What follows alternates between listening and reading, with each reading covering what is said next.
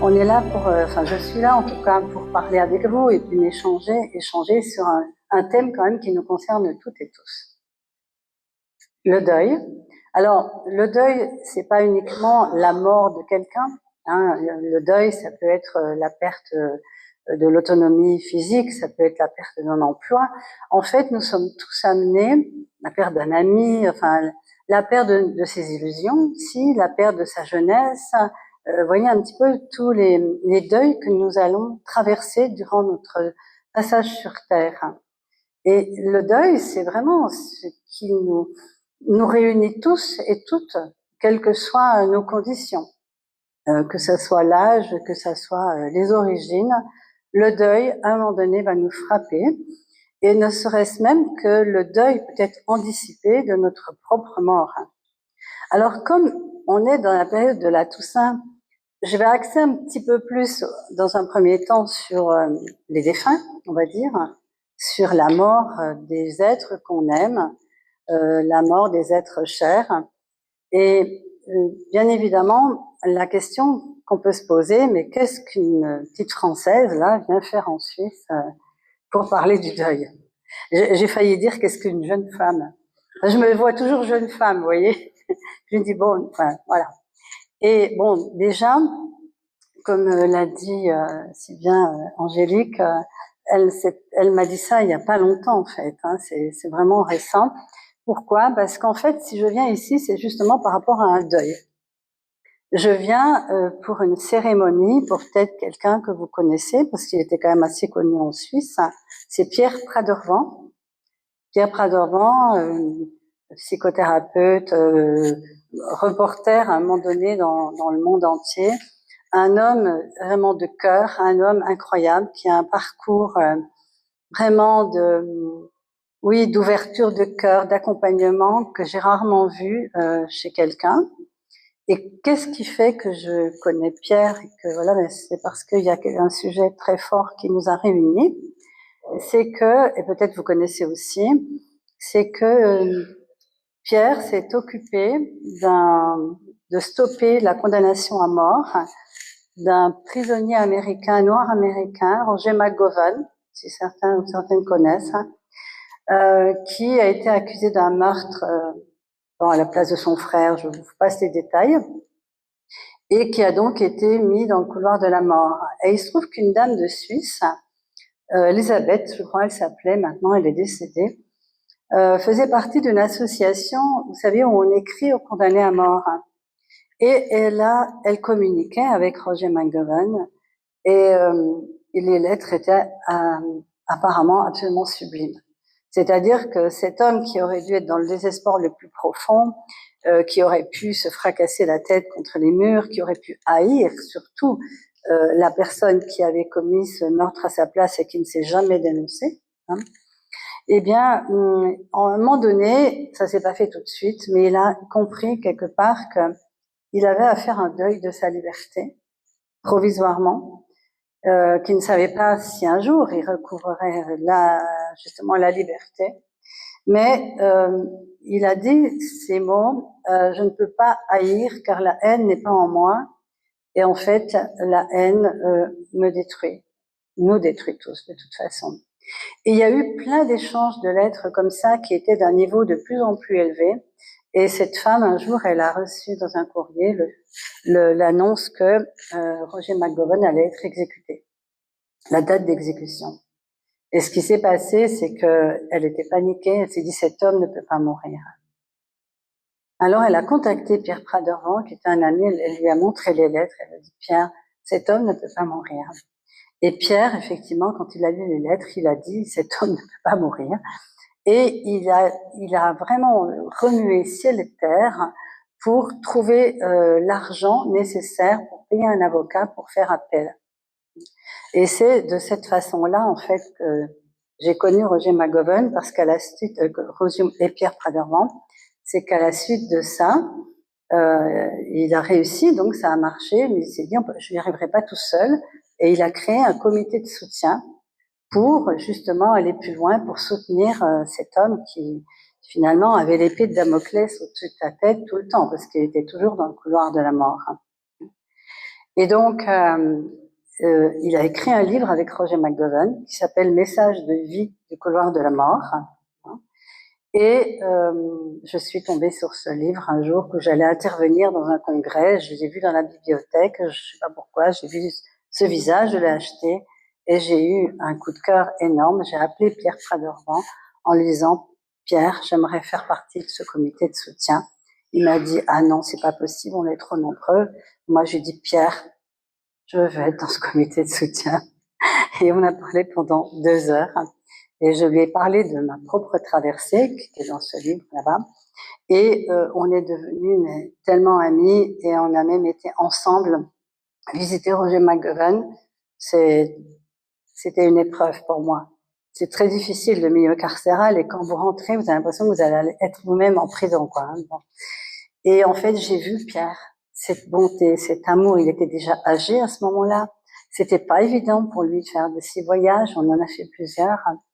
Et donc, il y a plein d'autres choses que Pierre a créées, notamment quelque chose que je vous invite, si vous connaissez pas, à découvrir, un texte qui s'appelle l'art de bénir. Hein, au lieu de s'asseoir à l'art de haïr, l'art de bénir. Et c'est quelque chose d'incroyablement thérapeutique et de guérisseur au niveau du cœur. Et Pierre, mon cher ami Pierre, est décédé le 26 juillet cette année. Je n'ai pas pu venir à l'enterrement. Et Jacques Maire de sa maison d'édition a créé une célébration demain en commémoration à sa mémoire et je ne pouvais vraiment pas ne pas être là. J'ai même avec moi une lettre de Roger McGowan, je vous assure, c'est une lettre mais d'un amour que je me dis, j'en avais plus que les larmes aux yeux. Et donc je suis ici déjà, j'ai envie de dire par amour. Par amour, oui, pour Pierre, pour l'honorer. Et en même temps, pour vivre ce deuil, qui est aussi, donc, c'est vraiment le sujet de ce soir. Mais même si je sais, il était âgé, c'est quelqu'un qui avait une foi énorme, je pressens quelque part qu'il est dans la lumière. Vous devinerez que je suis quelqu'un qui ne pense pas que la mort physique est une fin en soi. Mais ça, c'est tout un parcours dont je vais vous parler. Et malgré tout, c'est pas parce que on sait, par exemple, une personne qui souffre, elle s'en va, elle meurt, on se dit elle est libérée. Elle ne souffre plus, donc tant mieux. C'est pas pour autant qu'on va pas ressentir la souffrance du manque. Et ça, c'est quelque chose que j'ai vraiment envie d'aborder. C'est normal de souffrir, c'est normal de pleurer, c'est normal d'avoir du chagrin, de la tristesse, quand on perd un être cher. Ça peut être aussi un animal. Je connais un ami qui a perdu son chien, mais il est dévasté. Vraiment, bon, il était vieux, il savait bien qu'il allait mourir. Voilà, on sait tout ça. Hein, et ça n'empêche qu'il était dévasté. Et le sujet que je voudrais aborder aujourd'hui, il y a plusieurs sujets. Déjà là, je vous en ai déjà dit plusieurs. Il y a le fait qu'est-ce que la mort, hein, est-ce qu'on y pense à la mort avant? Est-ce qu'on a peur d'y penser avant? Est-ce qu'on veut être dans un espèce de déni, de se dire si je ne pense pas à la mort, elle ne m'attrapera pas, hein? Et il y a aussi la mort de l'autre. Est-ce que tout de suite je vais me mettre dans une action? Tout de suite je vais fuir quelque part en fait les émotions inhérentes parce que je suis quelqu'un de fort, parce que je suis quelqu'un de courageux, parce que les gens vont vous dire mais ne pleure pas, elle n'aurait pas voulu que tu sois triste, prends sur toi, ça fait quand même un moment que ça dure. Vous avez jamais entendu tout ça? Combien de fois? Et alors on se dit oui c'est vrai, c'est égoïste de pleurer. Alors moi je voudrais commencer par ça. Non, c'est pas égoïste de pleurer. C'est salutaire de laisser les émotions nous traverser. Car les émotions c'est juste une vague. C'est une vague qui va nous submerger et même une vague qui peut nous mettre vraiment à terre. Mais moi, je voudrais vous rassurer sur quelque chose, c'est que les émotions ne tuent pas. Alors peut-être qu'elles tuent indirectement, alors on va pouvoir me citer des exemples, je ne sais quoi, qu'une personne s'est suicidée, je ne sais quoi. Mais je veux dire, je ne parle pas de la base, je dirais névrosée ou pathologique qu'il peut y avoir dessous tout ça. D'ailleurs, on va pouvoir aussi aborder qu'il y a certains manques qui ne sont absolument cruel et quasiment impossible à vivre et à dépasser si avant on était soi-même dans une dépendance totale à ces personnes, à ces êtres qui partent. Donc c'est un sujet très vaste, parce que si on ne sait pas être heureux soi-même, si on n'arrive pas à se donner de l'amour à soi, de l'estime à soi, et qu'on a dépendu et qu'on dépend de quelqu'un qui le fait. J'ai rencontré un monsieur qui ne se remet pas du tout de la mort de sa mère. Parce que sa mère était toujours là, encore un monsieur qui a 60 ans, hein, et elle était toujours là, toujours présente. Il était dépendant d'elle, il était encore dépendant d'elle, il avait toujours été dépendant d'elle. Et là, ce deuil, il dure, et il le fait pas, et il refuse aussi de le faire. Et là aussi, il y a quelque chose que je voudrais dire, c'est que parfois, j'ai entendu des personnes aussi, parce que ça fait des années que je tourne autour de ce sujet du deuil, et vous comprendrez que c'est parce que si ça me concerne, sinon on ne vient pas parler de quelque chose qui ne nous concerne pas. Mais il y a des moments, des personnes m'ont dit, mais qu'est-ce que c'est que ça, faire son deuil? Je veux pas faire mon deuil. Ça voulait dire, je ne veux pas oublier. Alors je voudrais dire quelque chose. Maintenir de chagrin, de la tristesse, de la souffrance, parce qu'on se dit que c'est ainsi qu'on peut rester en lien avec l'autre, c'est quelque chose qui est quelque part comme mourir avec. Alors oui, on peut choisir de mourir symboliquement parce que quelqu'un d'autre est mort. Mais à ce moment-là, on devrait tous être mourants. D'ailleurs, remarquez, c'est pas tout à fait faux.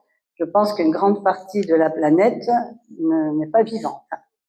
La peur de la mort rend les gens tellement contractés et tellement dans la protection qu'en fait, ils ne sont plus vivants. Et pourtant, je dirais que le cadeau de la mort, de mon point de vue, bien sûr, vous savez, je suis pas ici pour vous donner une vérité. Je voudrais tout de suite le préciser. Je comprendrais très bien qu'on puisse pas avoir du tout les mêmes points de vue. Il est évident que je viens ici pour partager ma façon d'accompagner, puisque c'est mon accompagnement, c'est amener les gens à retrouver la vivance. Si je devais définir mon travail, c'est permettre à chacun d'être vivant pendant qu'il est vivant. On a bien le temps d'être mort quand on sera mort. Hein. D'ailleurs, je ne sais pas pourquoi, alors ne croyez pas que je suis religieuse et tout en vous disant ça, mais il y a une phrase qui me vient quand de la Bible, je ne sais pas si c'est vrai ou pas, mais quand Jésus disait « laissez les morts enterrer les morts et aller avec les vivants ». J'ai pas toujours compris cette phrase, mais quelque part c'est ça aussi. C'est que oui, il y a des personnes qui sont parties avant nous. Mais vous savez quoi? Nous, on est vivants. Alors, qu'est-ce qu'on va en faire de ce privilège que eux n'ont pas? Est-ce que on va justement s'empêcher de vivre parce que d'autres sont déjà partis? Ou est-ce qu'on va se dire, waouh, moi je suis vivante, c'est pas facile, je souffre par moments, mais en même temps, je sais qu'il y a des moments qui sont beaux, qui sont lumineux dans cette vie. Comment est-ce que je pourrais transformer ce qui m'arrive en un tremplin vers plus encore de conscience, vers plus de joie, vers plus de créativité et peut-être même surtout vers plus d'amour. Dernièrement, j'écoutais le témoignage d'une infirmière qui avait pris vous savez, des gens en fin de vie et qui notait en fait tous leurs regrets. D'ailleurs, il y a plusieurs livres qui existent sur ce sujet, mais les principaux regrets des personnes en fin de vie. Imaginez-vous, c'est votre dernière heure. Qu'est-ce que vous allez regretter? De pas avoir gagné plus d'argent, de pas avoir une super voiture, de pas, bon, en fait, qu'est-ce qui se passe? C'est que, et c'est le plus grand, le premier, c'est, est-ce que j'ai suffisamment aimé? Est-ce que j'ai su le dire? Parce que parfois on aime mais on n'exprime pas. On fait partie de générations à qui on a fait, enfin, on a fait prendre conscience que ça ne servait à rien de s'exprimer. Moi, j'ai vu mes grands-parents, c'est un peu marche ou crève, quoi. C'est-à-dire, bon, ben, t'as un problème, mais bon, il faut vivre, il faut continuer, alors on y va, arrête de pleurer. Combien de fois, hein, même tout petit, on nous a dit, mais pleure pas pour ça, et puis ou on était en colère, mais tu vas pas être en colère, bref. Vous savez, les émotions, encore une fois, c'est ce qui fait aussi notre humanité. Bien évidemment, il ne s'agit pas de les cultiver. Pour cultiver, en fait, une forme de morbidité, de victime. Et c'est ça toute la subtilité. La subtilité, c'est, est-ce que je suis là, présent, présente avec ce qui se passe? Parce que ça se décide pas tout d'un coup. Parfois, il y a un truc qui nous envahit. Et combien de fois je dis aux personnes, mais laissez-vous vous envahir, et même une émotion, elle arrive, vous avez envie de pleurer, dansez l'émotion. Chantez l'émotion, courez l'émotion. C'est-à-dire, habitez-la avec votre corps. Et vous allez voir quoi? Qu'elle va se transformer. Vous n'avez pas eu besoin de faire plein d'analyses et tout. À un moment donné, vous l'avez accueillie, vous l'avez habitée, elle a fait son travail. Peut-être que vous vous êtes couché par terre de douleur. Et la bonne nouvelle, c'est que parfois, tomber par terre de douleur, c'est peut-être le moment où on est le plus enclin à recevoir l'inspiration au lieu de toujours tout contrôler. On est beaucoup des contrôleurs et des contrôleuses de nos vies. En fait, est-ce que ça marche? Pas vraiment. C'est pas dans le contrôle et c'est pas dans le mental et c'est pas dans le vouloir qu'on transforme notre vie. Bien sûr que notre mental, il est utile pour soutenir, en fait, nos choix profonds intérieurs qui viennent d'un élan intérieur. Mais l'idée, c'est que nous puissions accueillir le pouvoir de la vulnérabilité. Combien de fois on fait l'inverse? Je ne veux surtout pas être vulnérable, puis en plus on vous le dit, sois fort, n'oubliez pas. Mais moi, je vous autoriserai à dire, moi, je n'ai pas envie d'être forte maintenant. Moi, je suis vulnérable. Oui, je sais, peut-être il est dans la lumière, peut-être, qu'est-ce qu'on en sait? Peut-être que c'est fini et puis c'est tout. Qui peut prouver que tout ce qu'on, nous, les uns les autres, pensons de différent est vrai? En fait, on le saura quand on sera de l'autre côté, n'est-ce pas? Voilà. Ceci dit, je vous invite, je sais pas pourquoi je pense à ça, mais j'ai une de mes amies, Sonia Barcala, je sais pas si vous voyez qui c'est, qui a sorti un film récemment, je sais pas s'il sort en Suisse, hein, qui s'appelle Témoin. Et c'est un film de plus, parce qu'il y en a déjà eu, qui aborde le sujet des, vous savez, des morts cliniques, qu'on appelle les NDE. Donc, et puis il y avait, dans ce film, ce qui est intéressant, c'est qu'il y a pas mal de scientifiques qui sont interviewés, enfin bon, voilà. Et donc, moi, vous avez en face de vous une grande cartésienne, enfin une ancienne. Voilà. Personnellement, je suis issue d'un milieu athée, et donc je me suis rendu compte que finalement, tout ce que l'on croit, souvent, ben, ça vient tout simplement qu'on a baigné et qu'on a adhéré à notre environnement, quel qu'il soit familial ou qu'il soit professionnel ou autre. Jamais j'ai eu envie de remettre en cause l'athéisme de mes parents. Pour moi, c'était évident. Ça a été renforcé quand j'ai travaillé en pédopsie, parce que j'ai d'abord été infirmière en pédopsychiatrie. Et donc, dans le milieu dans lequel je me trouvais, les gens étaient aussi très, très cartésiens. Et quand on avait quelqu'un, bon là je travaille avec les enfants, mais je travaille aussi avec des adultes, mais manifestait, je dirais, quelque chose d'un peu mystique ou autre, ben on disait, oui, c'est ça, ou religieux, ben, c'est l'opium du peuple. Voilà, la personne, elle est dans le déni, donc elle se raccroche à une forme de spiritualité, une foi, etc.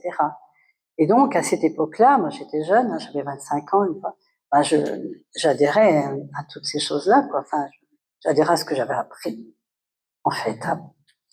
Et pourquoi donc je suis ici? Parce que moi-même, j'ai vécu un deuil, évidemment. Et vous, j'imagine que beaucoup de gens aussi ont vécu un deuil.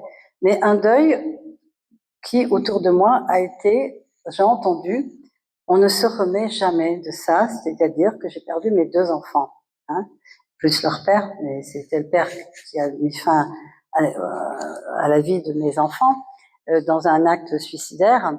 Et donc, c'était encore plus je dirais, c'était encore plus intense pour pouvoir faire le deuil. J'en conviens. Je peux vous dire que je parle aujourd'hui comme je parle. Il y a 30 ans, je pensais pas que je vous parlerais ici, aujourd'hui. Il y a 30 ans, je pensais que je serais au cimetière. Hein, voilà. Et ben c'est pour ça aussi que je suis là. C'est aussi pour juste témoigner que il y a des choses qu'on pense dans notre tête qui sont impossibles à surmonter. Et Dieu sait si je le comprends parce que je me suis trouvée dans cette situation de me dire c'est impossible, je ne peux pas vivre après ça. Mais on n'est pas obligé de vivre des choses aussi terribles. Hein. Je veux dire, la mort de son mari, la mort d'un frère, de sa mère, de son père, peut nous amener le même sentiment. Hein. Et ce que je voudrais dire, c'est que quand on est dans cette espèce de tunnel noir, de la douleur énorme, et on se dit je ne pourrai jamais vivre sans cette personne ou sans ces personnes, c'est vrai qu'on ne peut pas imaginer que c'est possible. On peut pas l'imaginer.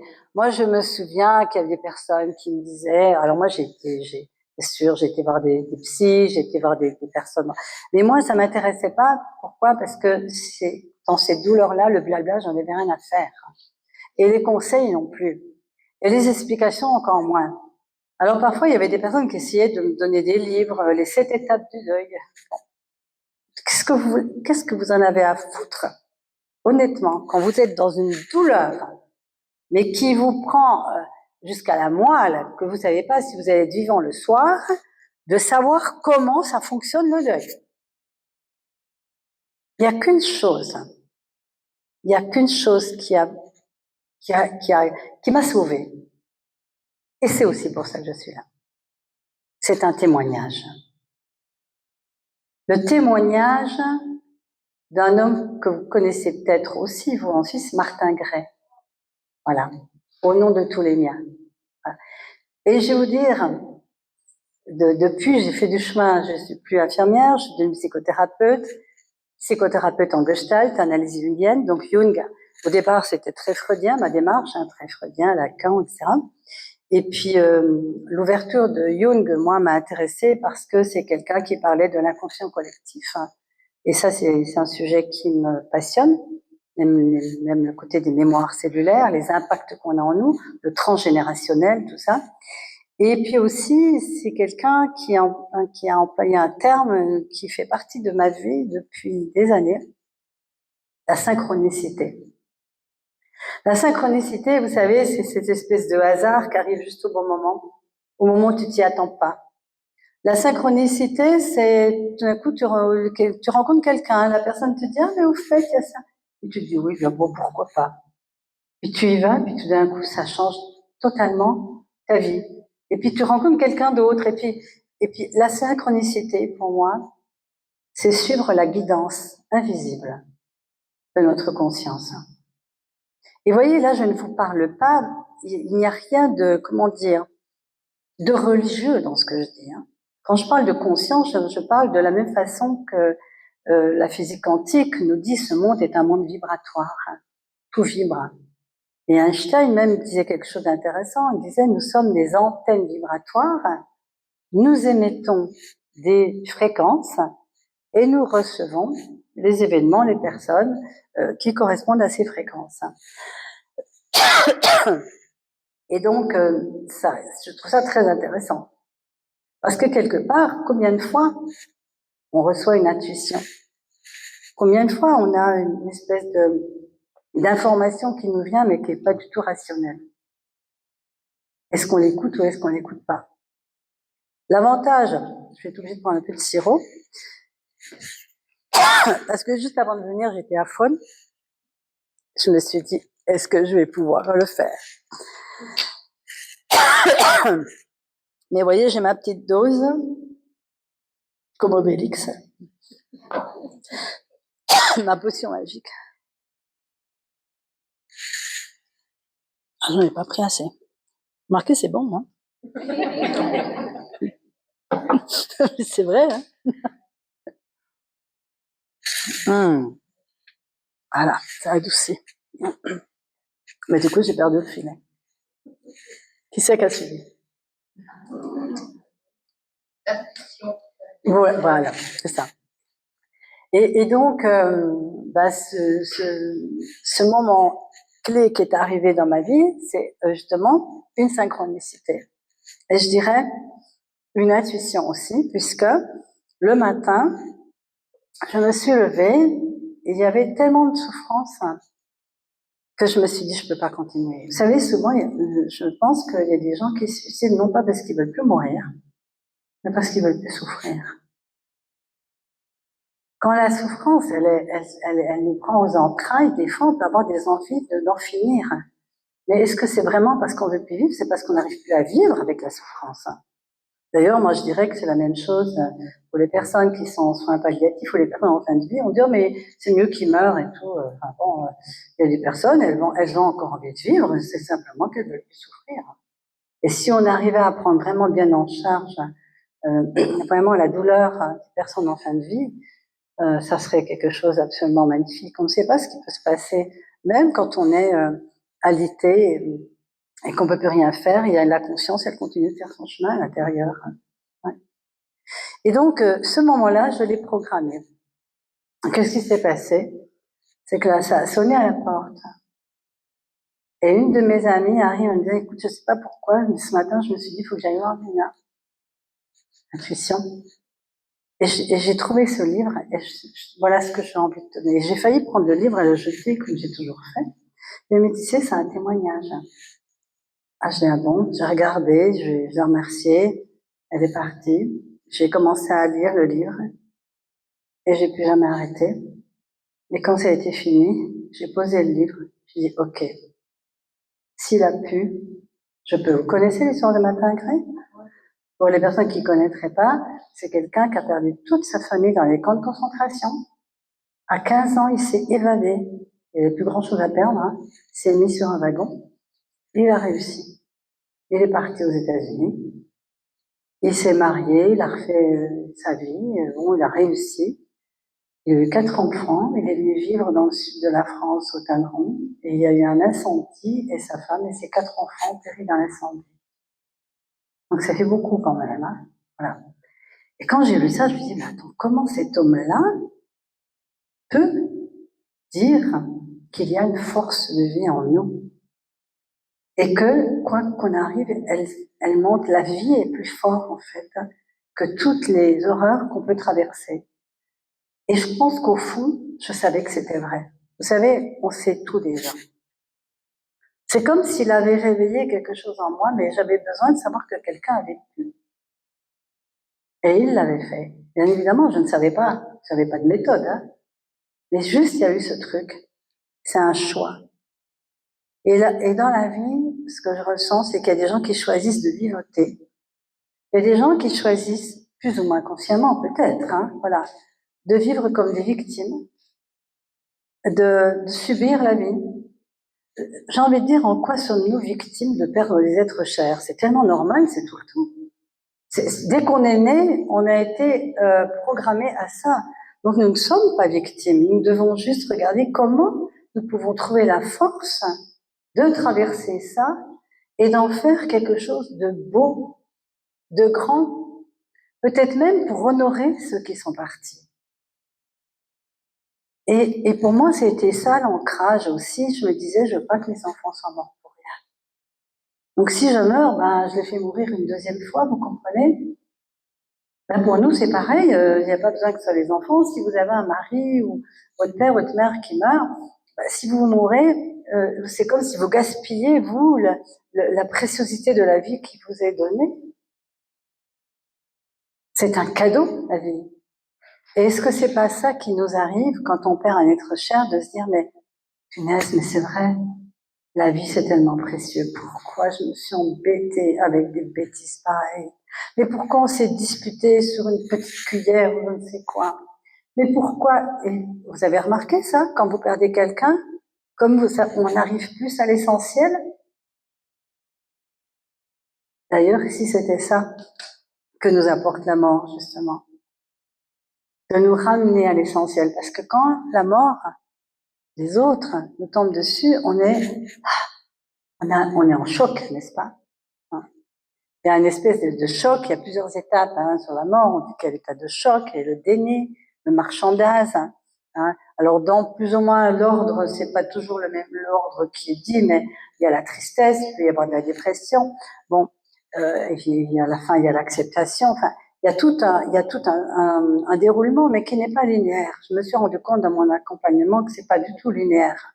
Ça dépend vraiment des personnes, ça dépend des conditions. Évidemment, ça dépend encore une fois. Est-ce que je suis capable de m'aimer suffisamment moi-même pour pouvoir supporter l'absence de l'amour de celui ou de celle à qui je mettais toute l'importance, voyez. Ça, c'est aussi quelque chose de vraiment... on voit bien la différence, quoi, en fait. Et j'ai vu des personnes qui, grâce à la mort de proches, ont fait tout un travail intérieur pour réapprendre à s'aimer elles-mêmes, à ne pas attendre que ça vienne de l'extérieur. Vous savez, il se passe des choses vraiment très étonnantes dans les décès. Moi, des fois, je me rappelle d'une personne quand son mari est décédé. En fait, c'est une personne qui était extrêmement dépendante, qui savait même pas faire un chèque. Enfin bref, voilà. Elle avait surtout élevé 6 enfants et voilà. Et quand son mari est décédé, les enfants ont dit « Oh là là, elle ne pourra jamais s'en sortir, on va la prendre chez nous, à tour de rôle, puis elle gardera les enfants. » Et quand elle a su le programme, elle a dit « Ah non, non, moi je veux vivre toute seule, tout va bien, je n'ai pas envie de garder vos enfants et tout et tout. » Alors déjà, les enfants, ils étaient un peu choqués. Et elle, tout d'un coup, c'est comme si elle a retrouvé son pouvoir de vie. Parce qu'elle était complètement dans l'ombre. Alors je vais vous dire, elle a appris très vite à faire des chèques, pas de problème. Elle a transformé sa vie, elle a commencé à faire du sport, elle a commencé à sortir, à faire du vélo, etc. Enfin bref, c'était plus du tout la même personne. Donc des fois, c'est presque salutaire. Des fois, il y a des personnes qui, elles sont tellement dans des relations qui sont pas forcément bonnes, mais il y a une habitude et un confort aussi de l'habitude de l'autre. Parfois, il peut y avoir ça aussi qui joue, c'est qu'on se retrouve, on a perdu tous les repères. Et parfois, de perdre tous ces repères, c'est se permettre de retrouver qui suis-je vraiment maintenant. Il y a une préciosité dans la mort parce qu'elle nous ramène vraiment qu'est-ce que je fais de la vie, moi, qui m'est donnée. Finalement, je voudrais quand même vous annoncer une nouvelle, c'est qu'on va tous mourir. J'espère que c'est pas une grande découverte, mais je vous le dis, la seule différence, c'est qu'on ne sait pas quand. Peut-être que dans 1 heure, moi, ça y est, je serai plus là. Peut-être la semaine prochaine. Non, mais il y a une soudaineté dans les disparitions. Vous savez, il y a un proverbe tibétain qui dit « Celui qui se lève le matin et qui ne pense pas à la mort a raté sa journée. Celui qui se couche le soir et qui ne pense pas à la mort a raté sa nuit. » Non pas pour que ça soit morbide, mais pour qu'on puisse se dire « Quoi, je suis vivant. » Le matin, vous vous réveillez, vous dites « Bon, je suis réveillé. » Et vous pouvez même aussi vous émerveiller que l'autre est vivant. Quand vous êtes avec un amoureux, une amoureuse, votre fille, ou nana, puis que le matin vous voyez, ah, tu t'es réveillée. Ah, merci. Mais on le fait, nous, hein, avec nos compagnons. Et c'est magnifique d'avoir la conscience de, ouais, mais quel cadeau tu es là. On le sait que c'est un cadeau, mais on oublie de le dire. On le conscientise pas. Même de dire aux gens que vous aimez, mais c'est tellement merveilleux qu'on soit là, qu'on soit ensemble, puis qu'on passe ce moment-là ensemble, qu'on boive un thé ensemble. Mais c'est magique. En ce moment, il y a des gens qui meurent partout. Alors voilà, il y a ça aussi. Les gens, ils vont dire, oui, mais c'est égoïste hein, de vouloir être heureux avec toutes les horreurs qui se passent dans le monde. Alors, la nouvelle aussi, c'est qu'il y a toujours eu des horreurs dans le monde. Sauf qu'on ne les mettait pas à la télé. Si on n'en avait pas. Mais les guerres, les viols, les familles, les tueries, les décapitations, je vais vous dire, c'est l'humanité a un côté sanguinaire. Est-ce que ça veut dire que parce que des gens souffrent de ça, nous devons aussi souffrir? C'est un peu comme quelqu'un est mort, doit souffrir parce qu'elle est morte. Si on regardait les choses autrement, et si, parce que moi, je suis vivante, et que j'ai les privilèges de ne pas être sous des bombes, que j'ai les privilèges d'avoir à manger, que j'ai les privilèges d'avoir une intégrité physique, est-ce qu'il ne me serait pas justement demandé de le célébrer et de vraiment le manifester et d'en faire quelque chose de beau qui, vous savez, votre propre rayonnement, votre propre bonheur, votre propre joie, votre propre capacité de transformer vos deuils, c'est vraiment quelque chose qui peut tellement, ce rayonnement-là peut tellement apporter du réconfort aux gens autour de vous et permettre justement de changer ce fameux niveau vibratoire dont on parle dans le cantique, nos vibrations attirent les vibrations. Ça vous parle, ça, ou c'est chinois? C'est pas trop choquant? Si vous êtes choqué, je peux le comprendre, je vais le dire. On en parlera après, voilà. Mais honnêtement, moi, j'avais pas cette vision-là il y a 30 ans. Hein. Ce que je voudrais dire, c'est que c'est vraiment, comment dire, la vie et la traversée de mon propre deuil qui m'a amené à remettre en cause tellement de choses dont j'étais sûre avant. En fait, quand notre univers s'écroule, il n'y a plus de certitude. Et je dirais même que tout ce qu'on sait ne sert plus à rien. On oublie tout. On est juste confronté à ce vide sidéral qu'on va tous traverser un jour ou l'autre pour des raisons différentes, parce qu'on n'a pas tous les mêmes, comment dire, les mêmes accroches, on n'a pas tous la même, comment dire, les points d'ancrage sur des choses précieuses. Il y en a, ça va être, si leur maison disparaissait, leur maison c'est tout, ils ont tout mis dans la maison, et tout d'un coup, plus de maison. Bon. Et on peut même se demander, vous voyez, c'est intéressant de voir ce qui se passe dans le monde. En ce moment, il y a pas mal de mouvements, n'est-ce pas? Et il y a beaucoup de gens qui perdent beaucoup de choses. Ce qui m'a frappé, et ce qui me frappe toujours quand il y a des événements comme ça, c'est que parfois, on entend des gens qui témoignent et qui disent « il y a eu tellement de solidarité. Mes voisins sont venus, mais j'aurais jamais cru, je les avais jamais vus.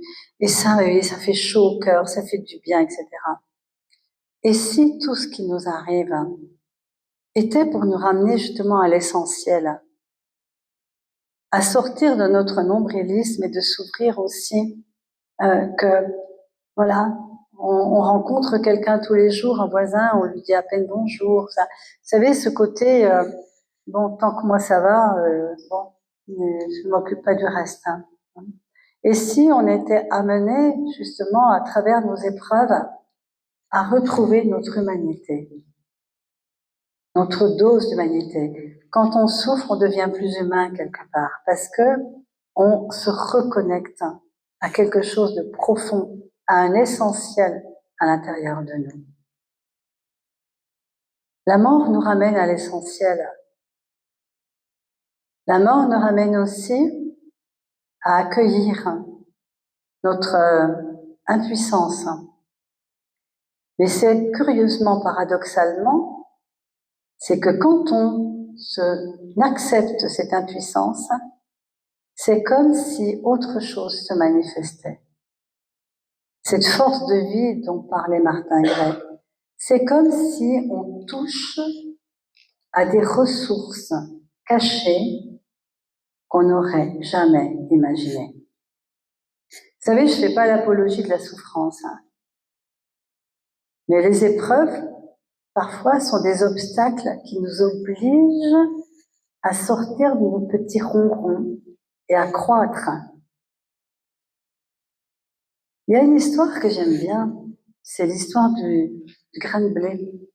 C'est une parabole. Hein. C'est un paysan qui va voir Dieu à l'époque où Dieu était sur terre. Il consultait la maison. Donc il va voir Dieu. Et il dit, Dieu, écoute, voilà, tout ce que tu fais, c'est extraordinaire, tu as fait un monde merveilleux, incroyable. Mais franchement, moi, pour faire pousser le blé, je pense que je suis vraiment plus apte et que je sais exactement ce qu'il faut. Donc, puisque tu peux tout, est-ce que tu pourrais me donner juste ce qu'il faut pour que mon blé pousse? Tu lui dis, bah écoute, ok, qu'est-ce que tu veux? Bah, il lui dit, écoute, voilà, quand j'aurai besoin d'eau pour le blé, j'aimerais que tu amènes de la pluie. Puis quand j'aurai besoin de soleil, j'aimerais que tu amènes du soleil. Dieu dit, bah, écoute, tu me demandes et on fera. Et donc, ça se passe comme ça. Le paysan, il plante, et puis, c'est très sec. Dieu, amène-moi de la pluie, s'il te plaît. Après, Dieu, là, il y a trop de vent, c'est pas bon, là, ça va le dessécher. Bref, il lui demande tout le temps et Dieu lui donne. À la fin, le blé, il pousse, il est bon, il est magnifique. Vous savez, un épi doré, gonflé. Le paysan est trop fier. Il en coupe, là, il va voir Dieu. Dieu, voilà le résultat de mon travail. Et Dieu, il fait, magnifique. Mais attends, ne pars pas. Est-ce que tu veux bien ouvrir l'épi? Alors le paysan, il ouvre. Stupeur. C'est vide. C'est minuscule, là, tout petit crainte. Alors là, le paysan comprend pas, mais il dit, mais qu'est-ce qui s'est passé? Et Dieu lui dit, parce que tu n'as pas voulu de vent, parce que tu n'as pas voulu d'adversité, parce que tu n'as pas voulu de tempête, parce que tu n'as pas voulu de sécheresse, ton blé n'a pas pu trouver sa force.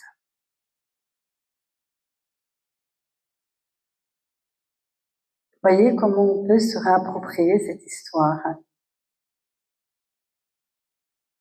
On dit que ce qui ne tue pas rend plus fort.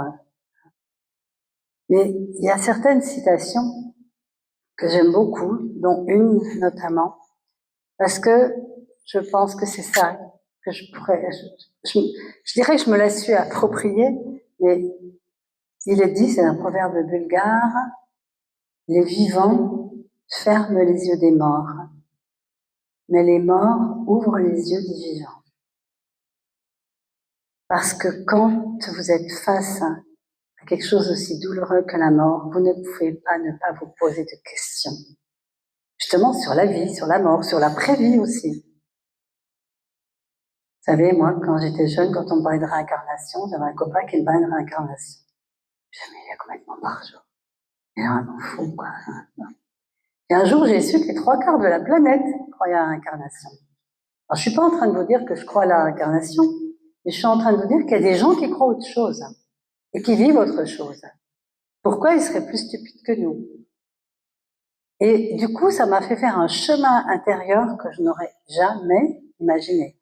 Je vais vous dire qu'il y a une chose aussi que j'ai envie de vous dire, je ne sais pas si vous êtes en ce moment peut-être des personnes très endeuillées, prochement endeuillées, ou pas, ou voilà, je pense qu'on est tous concernés bien sûr à un moment donné ou à un autre, et donc même si vous l'avez jamais été, vous le serez un jour, c'est comme ça. Et donc quand on vit ça et qu'on a l'impression d'avoir tout perdu, est-ce que ça vous est déjà arrivé? Je pense que parfois on peut avoir l'impression qu'on a tout perdu. Même par exemple par rapport à son travail, je vous disais qu'on peut le faire beaucoup plus large, la notion de deuil, voilà. Mais toutes tes illusions, ce que tu croyais qu'était la vie, moi, je vais vous dire un truc, c'est le meilleur moment. Pourquoi? Ah, bien sûr, c'est pas le meilleur moment au niveau émotionnel, parce que c'est horrible de se dire qu'on a tout perdu. Et en même temps, quand tu as tout perdu, qu'est-ce qui se passe? Tu n'as plus rien à perdre. Et qu'est-ce qui se passe quand tu n'as plus rien à perdre? Tu vas faire des choses que tu n'aurais jamais fait auparavant. Tu vas oser. Tu vas oser risquer la vie, prendre des risques, oser vivre, tout simplement. Oser aller dans l'inconnu, parce que de toute façon, quand tu as perdu tes repères, qu'est-ce que tu peux faire d'autre que d'aller dans l'inconnu, puisque le connu n'existe plus.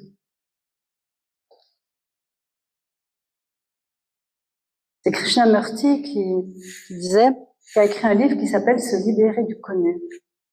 Je crois que c'est ça, à peu près. Voilà. Regardez aussi quand on fait tout le temps quand on a des habitudes, quand on sait que telle ou telle personne va arriver à telle heure, va repartir à telle heure. Il y a une espèce de ronron d'habitude qui se met en place. Et puis, on croit que c'est le bonheur, l'habitude. C'est juste une forme de sécurité, on va dire. Puis tout d'un coup, pour une raison ou une autre, ça s'arrête. L'équilibre est rompu. L'habitude est stoppée. Et souvent, c'est ça qui nous fait peur. Parce qu'on croit que comme on n'a plus nos repères, on est foutu. Et si au contraire, c'était la chance de monter un palier, de grimper une marche plus haut, et d'être très étonné de soi-même, de ce qu'on est capable de faire et d'être. Franchement, vous croyez vraiment qu'il y a 30 ans, j'aurais pensé que je serais ici, en train de vous parler comme ça, avec la joie qui m'anime maintenant? Est-ce que vous croyez même vraiment que j'aurais osé dire qu'un jour je peux être heureuse? Je crois même que j'aurais pas osé le dire, j'aurais eu trop peur d'être jugée. Et peut-être que je vais être jugée aujourd'hui. Comment? Elle a perdu ses enfants et elle pense qu'on peut être...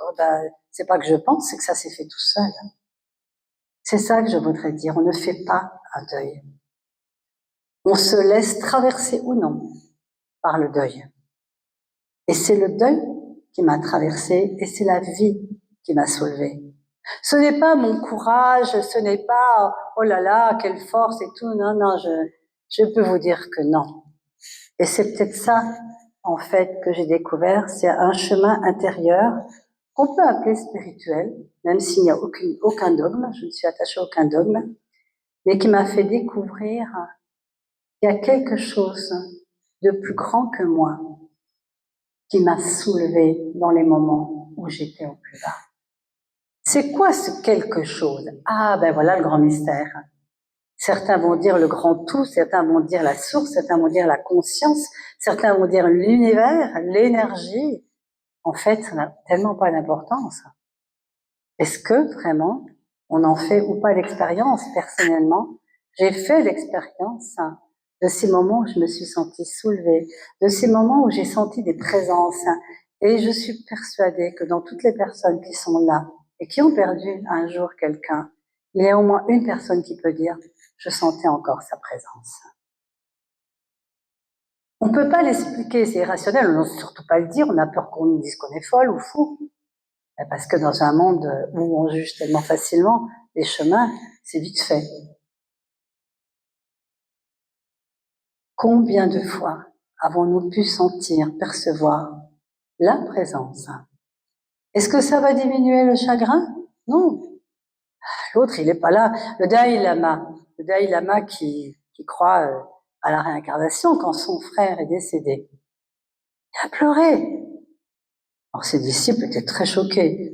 Comment toi, Dalai Lama, tu peux pleurer sur la mort de ton frère, mais tu sais qu'il est maintenant dans la divinité, enfin je sais pas comment ils disent. Et il lui dit, ben oui, bien sûr que je sais ça. Et alors, avec qui je vais jouer aux cartes maintenant? Et avec qui je vais faire des blagues? Laissez-moi le temps de vivre l'absence physique de mon frère.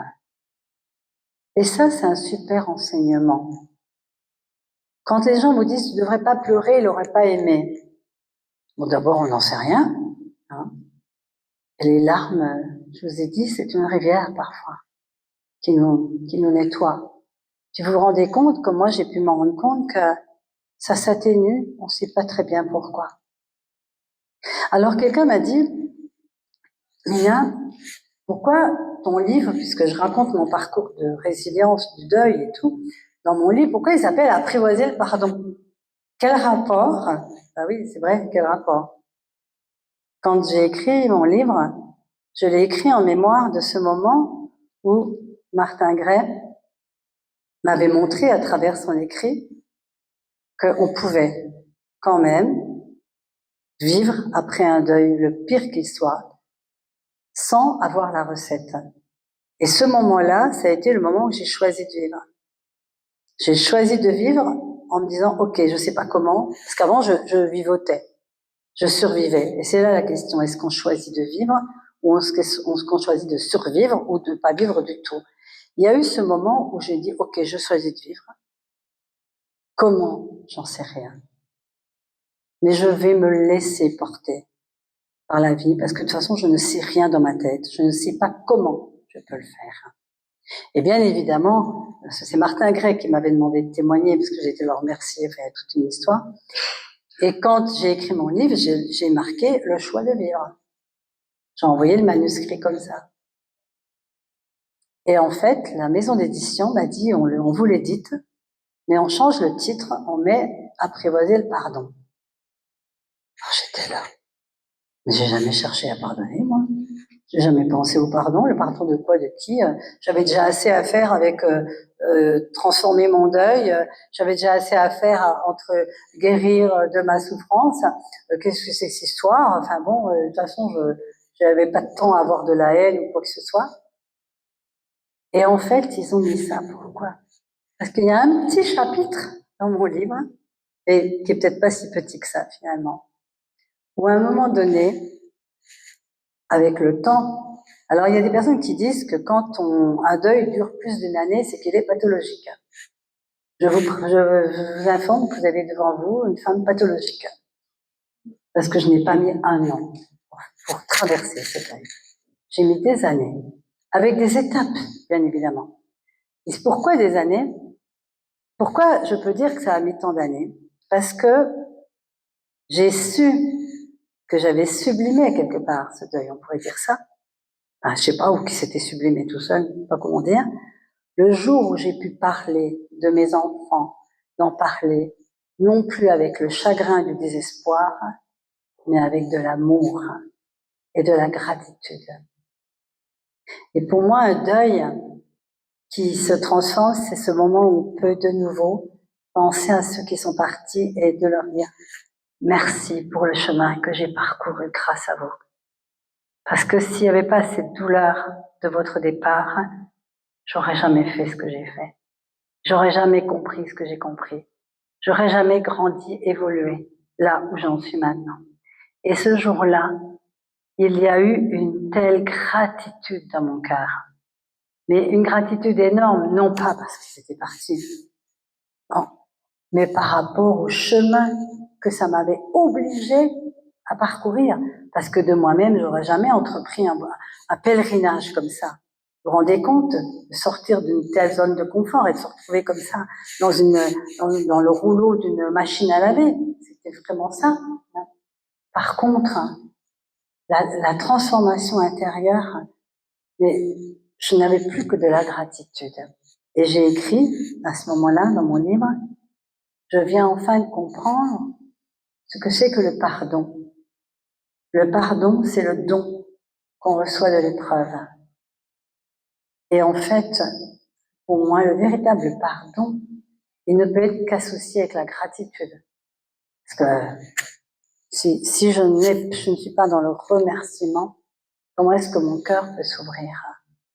Et c'est comme ça qu'en fait, c'est étonnant pour moi. Parce que ça m'a fait faire tout un chemin de ce livre, Apprivoiser le pardon. Ça m'a amené à découvrir les cercles de pardon. Ça m'a amené à découvrir Olivier Clerc, si certains le connaissent, c'est connu. Et c'est magique, ça c'est la synchronicité. Parce que vous voyez, quand ils m'ont dit ça, j'ai pas dit non, je veux pas. En fait, je m'en foutais. Je vais vous dire, j'étais tout ça au niveau intérieur. Moi, je m'en fous, ils font ce qu'ils veulent. Moi, j'ai écrit le livre, puis voilà, puis on verra bien. Et donc, l'autre chose que je voudrais partager avec vous, c'est que j'ai des petites pépites avec moi tout le temps. C'est comme si c'était un résumé de ce que je vous ai dit. Ça, c'est un petit texte de Christian Bobin. Vous voyez qui est Christian Bobin? C'est un poète qui est parti aussi il n'y a pas si longtemps que ça. Et j'aime beaucoup sa façon de parler de la mort. La mort tombe dans la vie comme une pierre dans un étang. D'abord, éclaboussure, affolement dans les buissons, battement d'ailes et fuite dans tous sens. Ensuite, grand cercle sur l'eau, de plus en plus large. Enfin, le calme à nouveau, mais pas du tout le même silence qu'auparavant. un silence, comment dire, assourdissant. C'est beau, non? Alors, j'en ai pas 10 pages, hein, mais je les aime tant. Ça, c'est un poème qu'une amie m'a donné entre les mains le jour de l'enterrement, parce qu'évidemment, j'étais un peu dans un état second. Et je savais même pas ce que j'étais en train de lire. Et aujourd'hui, je comprends tellement le sens. C'est un poème de Paul Éluard. La nuit n'est jamais complète. Il y a toujours, puisque je le dis, puisque je l'affirme, au bout du chemin, au bout du chagrin, une fenêtre ouverte, une fenêtre éclairée. Il y a toujours un rêve qui veille, désir à combler, faim à satisfaire, un cœur généreux, une main tendue, une main ouverte, des yeux attentifs, une vie, la vie à se partager. C'est magnifique. Et c'est vraiment ça que j'ai envie de dire à chacun. La nuit n'est jamais complète.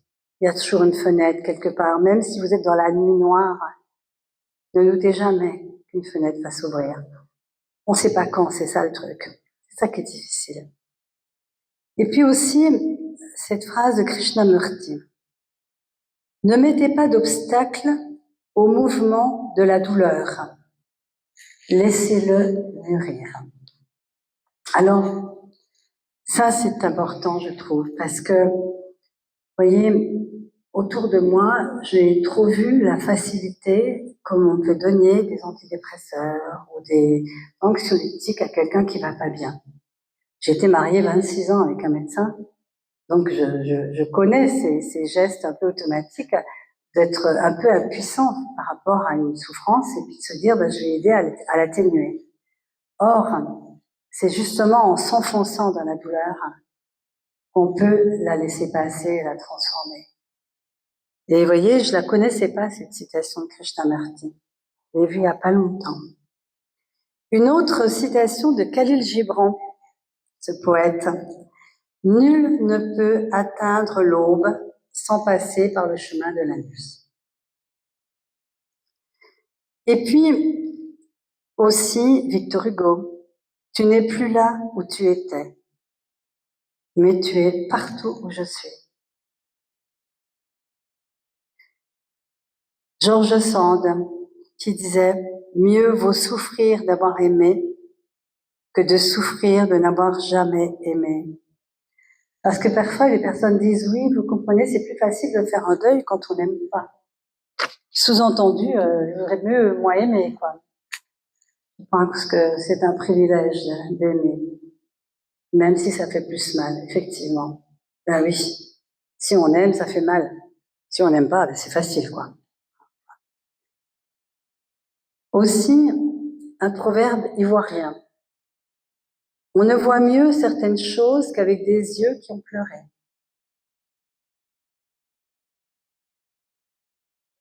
Et aussi, Jean d'Ormesson qui disait, il y a quelque chose de plus fort que la mort. C'est la présence des absents dans la mémoire des vivants. Et voyez, ça, c'est quelque chose aussi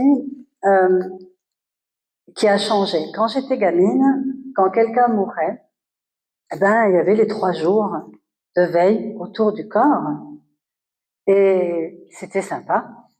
Non, mais c'est vrai, il y avait des moments où ça pleurait, parce que voilà. Et après, des grands éclats de rire, on me rappelle quand on a fait cette blague et tout et tout.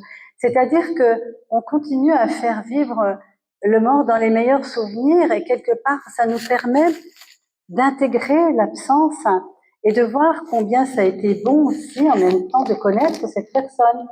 Et puis, on partage un bon gâteau, enfin, c'est très convivial en fait. Et il y a aussi, bien sûr, des moments où on pleure beaucoup. Tout est mélangé. En fait, c'est mélangé. Et c'est ça qui est super. Parce que la vie, il n'y a pas qu'un côté. C'est que la tristesse, c'est juste derrière, il y a la joie. Et je veux dire, c'est communicant. C'est pas un problème d'être joyeux, puis d'un coup de pleurer, ou de pleurer, puis d'un coup d'être joyeux.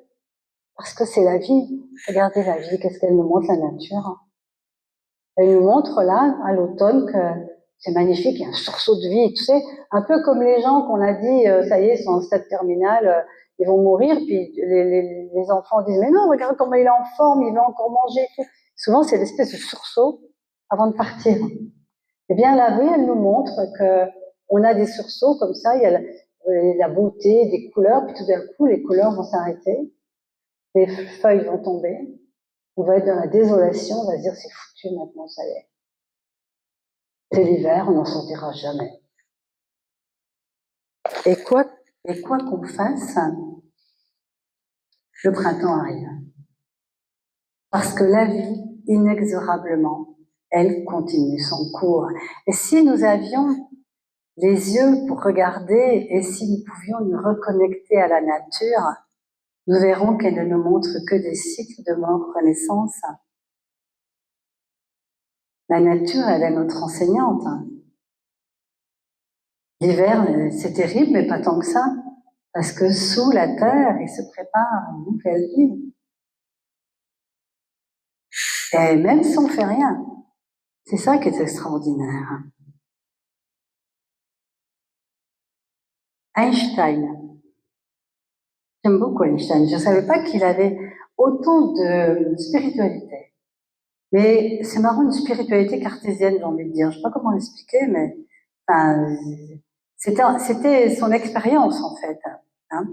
D'ailleurs, il disait, je ne peux pas croire que la mort est la fin de tout, parce que de toute façon, tout se transforme tout le temps. Hein. Il disait aussi, la mort n'est pas la pire chose de la vie. Le pire, c'est ce qui meurt en nous quand on vit. Vous voyez, ça réveille un peu, quoi. On se dit, mais attends, c'est vrai, j'ai perdu telle ou telle personne.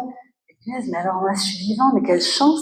Mais c'est un privilège que cette personne n'a plus. Mais c'est une honte de ne pas l'utiliser pour faire quelque chose de beau, de faire quelque chose que j'aime, pour être heureux, pour aller me promener, pour embrasser les arbres, parce que vous voulez, boire un coup avec un ami.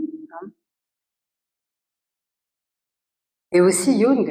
Hein, bien sûr, j'aime beaucoup Jung. Hein. Et si nos plus grandes déchirures étaient aussi nos plus grandes ouvertures? Puis rappelez-vous aussi, moi je l'aime bien celle-là, un pot fêlé laisse mieux passer la lumière. Ah. Victor Hugo, mourir n'est pas finir, c'est le matin suprême. Encore, moi j'aime bien faire un mix de toutes les cultures. Hein. Maintenant, c'est Swami Vivekananda. Notre corps est la barque qui nous portera jusqu'à l'autre rive de l'océan de la vie. Il faut en prendre soin. Steve Jobs, juste avant de partir, c'est pas une bonne idée de mettre ça dedans, ces feuilles. Votre temps est limité. Ne le gâchez pas en menant une existence qui n'est pas la vôtre. Ne soyez pas prisonnier des dogmes qui obligent à vivre en obéissant à la pensée d'autrui. Ne laissez pas le brouhaha extérieur étouffer votre voix intérieure.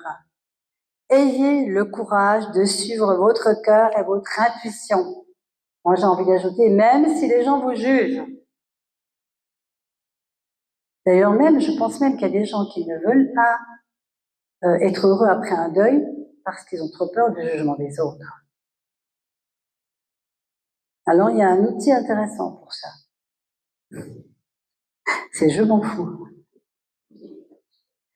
Et si on apprenait à s'en foutre des jugements des autres? Les jugements des autres, c'est leur problématique à eux, c'est pas la vôtre. Combien de fois vous n'avez pas osé faire certaines choses à cause du regard extérieur? Et ça, c'est un atout quand quelqu'un meurt. On s'en fout de tout. Donc, c'est le moment où on est prêt à faire des choses, même si les autres nous jugent. C'est un moment clé. Eckhart Tolle dit, la mort est un dépouillement de tout ce qui n'est pas vous. Le secret de la vie, c'est de mourir avant de mourir. et de découvrir que la mort n'existe pas. C'est déjà pas mal.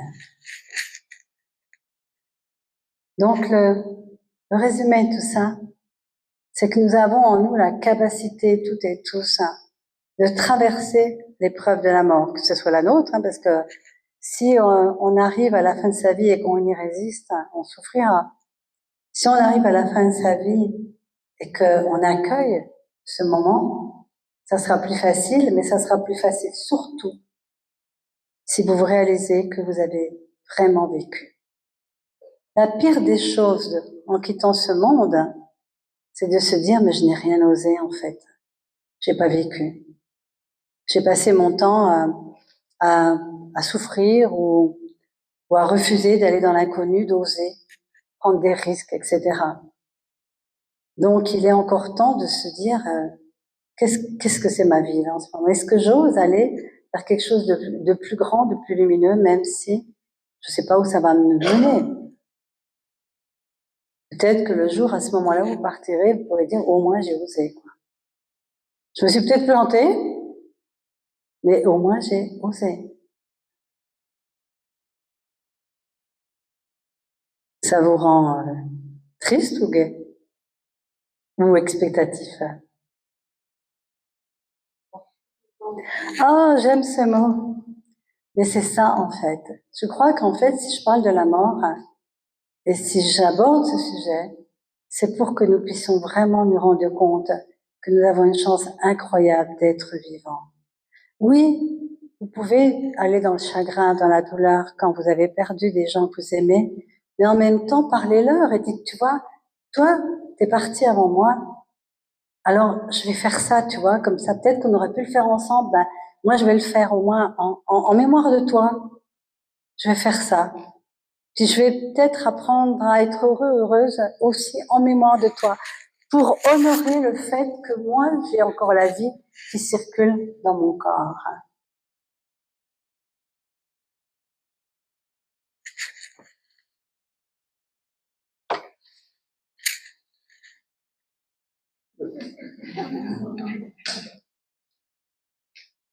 Est-ce que vous avez des questions ou des remarques ou voilà, j'aurais beaucoup de choses encore à dire, mais j'aurais envie de vous entendre. Oui? Je voulais vous apporter avec moi et vous validiez. Oh. Ah mais vous avez les vidéos, vous allez avoir l'audio, vous allez pouvoir la réécouter. Enfin, si vous me donnez si vous donnez votre adresse, vous aurez l'audio. c'est mignon ce que vous dites. Vous savez ce que ça me fait? C'est pas que c'est mignon uniquement, ça me touche.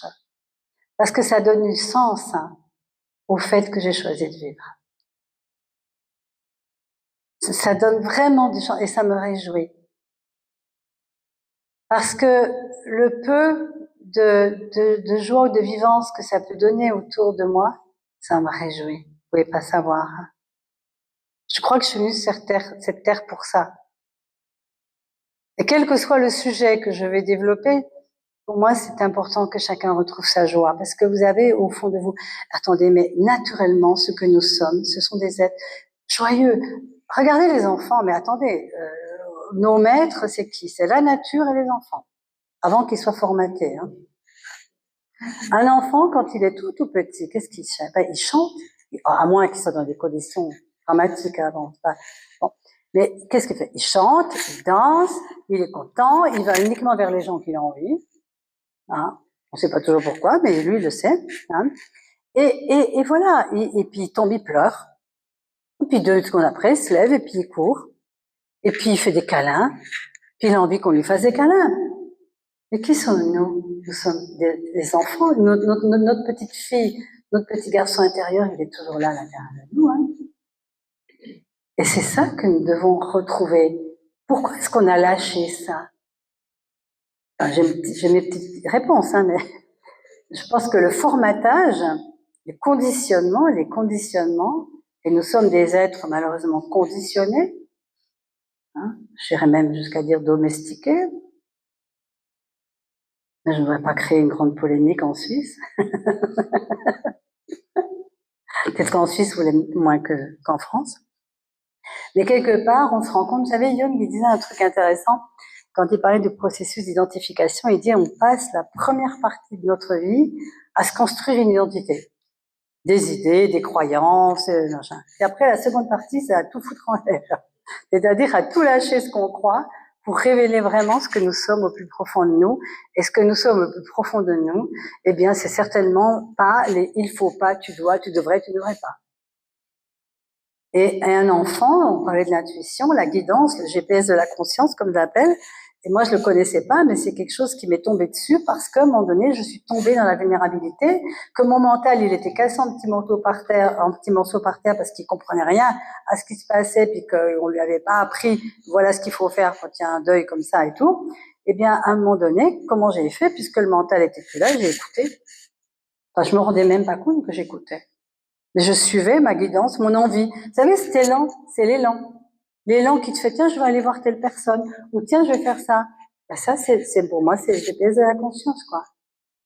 Puis tout d'un coup, vous allez là et vous rencontrez exactement quelqu'un qui va vous faire du bien, ou un film, ou un livre, ou peu importe. Et donc, les enfants nous montrent notre véritable nature. Au fond, c'est ça que nous avons à retrouver. Puisque de toute façon, nous allons partir, et si nous pouvions partir légers, joyeux. Et si peut-être beaucoup de choses qu'on a crues sont pas vraies.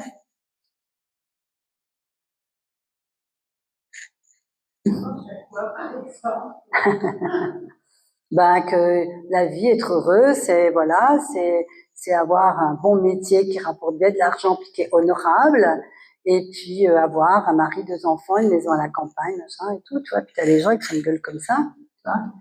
Et si notre vie, c'était qu'on n'est pas tous faits pour la même chose, et puis qu'il y a des moments où on n'est pas obligé de rentrer dans le cadre. Seulement, il faut l'assumer, ça, pas être dans le cadre. Hein. Je veux vous dire, la pire des choses, c'est d'avoir peur des jugements. Et puis de juger nous-mêmes. Voyez-vous, Pierre Padovan, tiens, je reviens à Pierre Padovan. Sa bénédiction, son art de bénir. Moi, je me suis rendu compte dans ma vie que ce qui était préjudiciable, vraiment, c'était d'avoir toujours une opinion sur tout. De toute façon, toutes les opinions, elles viennent de notre conditionnement. Et si on pouvait ne plus avoir vraiment d'opinion et juste observer, puis dire, ah oui, ah tiens, oui, ça fait comme ça, lui. Ah oui, ah oui, toi tu crois ça. Et si on n'était plus obligé d'être toujours obligé d'être d'accord ou pas d'accord, par exemple, tout simplement. Hein. Et de surfer un peu sur ce qui est, sur ce qui vient. Et si nous pouvions juste suivre vraiment cette guidance intérieure qui va faire que on va dire non, ça j'en ai pas envie. Combien de fois vous avez fait peut-être des choses parce qu'on vous a dit que c'était comme ça qu'il fallait le faire? Combien de fois on a dit à un enfant qui était artiste, non, bah, tu vas pas faire un métier de saltimbanque. Fais donc des études de comptabilité, c'est très intéressant. Et puis il le fait, et puis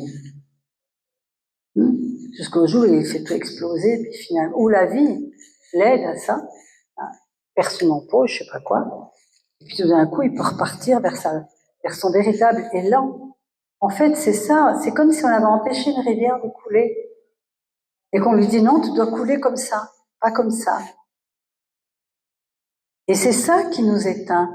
Parce que si nous perdons notre créativité, si nous perdons notre élan intérieur, qui est le nôtre, eh bien, nous perdons notre joie. Parce que regardez, le moment où on est le plus joyeux, heureux, c'est quand on est dans notre création. On aime créer. L'être humain, il n'aime pas forcément travailler, il aime créer. C'est-à-dire, si notre travail était de la création permanente, tout le monde serait heureux.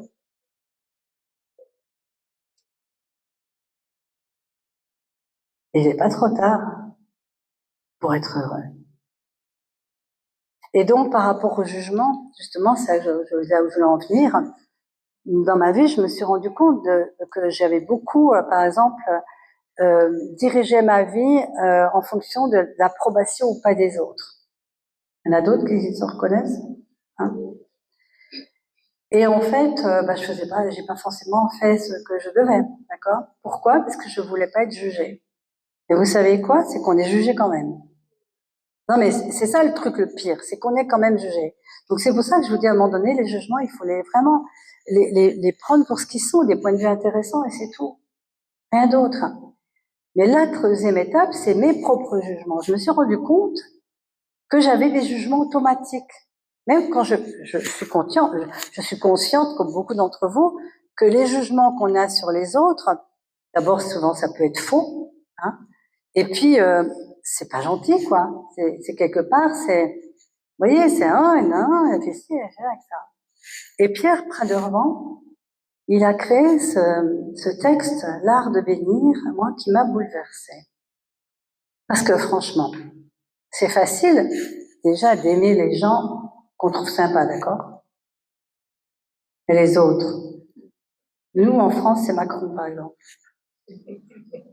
Moi, c'est vrai, j'ai du mal. Et attends, qui suis-je pour penser que... Qui suis-je pour penser que quelque part, il n'est pas aimable?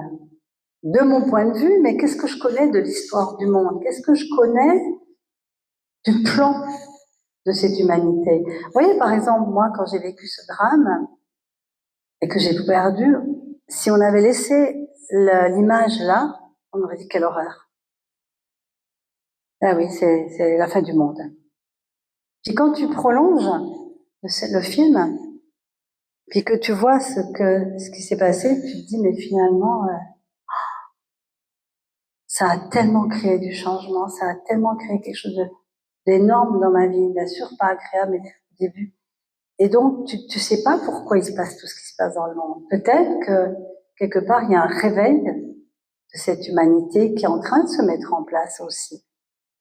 Qui suis-je pour savoir? Vous savez, ça me fait penser à l'histoire de la petite âme. Moi, j'aime bien les histoires, hein, parce que je trouve que les histoires, elles nous montrent un autre regard. Et l'histoire de la petite âme, c'est Donald, comment ça s'appelle? Walsh, celui qui a écrit Conversation avec Dieu. Comment tu dis? Voilà, c'est ça.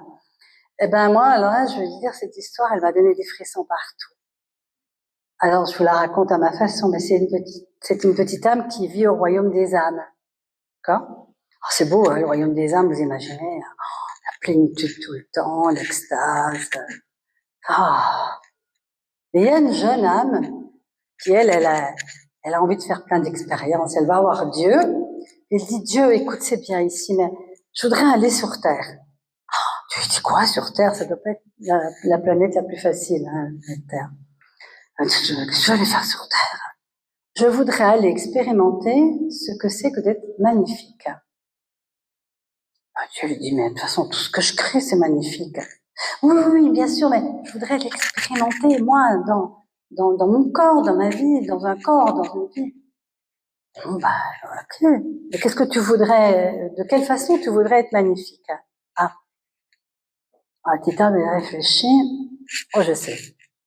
Je voudrais expérimenter le pardon. Bon. Ah oui, ça doit être magnifique de vivre le pardon. Tu dis, bon, d'accord. Mais il va falloir que tu trouves quelqu'un maintenant qui veuille bien venir avec toi pour te faire du mal, pour que tu puisses pardonner. Ah oui, alors elle se retourne. Qui c'est qui veut venir avec moi sur Terre pour vivre le pardon? Curieusement, les âmes regardent partout ailleurs. Aucune réponse. Elle repose la question. Qui c'est qui veut venir avec moi sur Terre pour que je puisse expérimenter le pardon? Pas de réponse. Elle est triste, parce que pour elle, c'était vraiment important. Et tout d'un coup, elle entend une voix.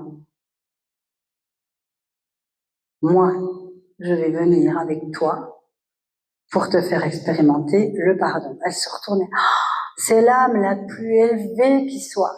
Une âme qui a absolument plus besoin d'aller sur Terre. Elle dit, non, pas toi, non, pas toi. Non, franchement, c'est pas toi qui peux venir. C'est pas possible, c'est pas possible. Et la vieille âme dit, si, je vais venir. Mais je te demande juste une chose.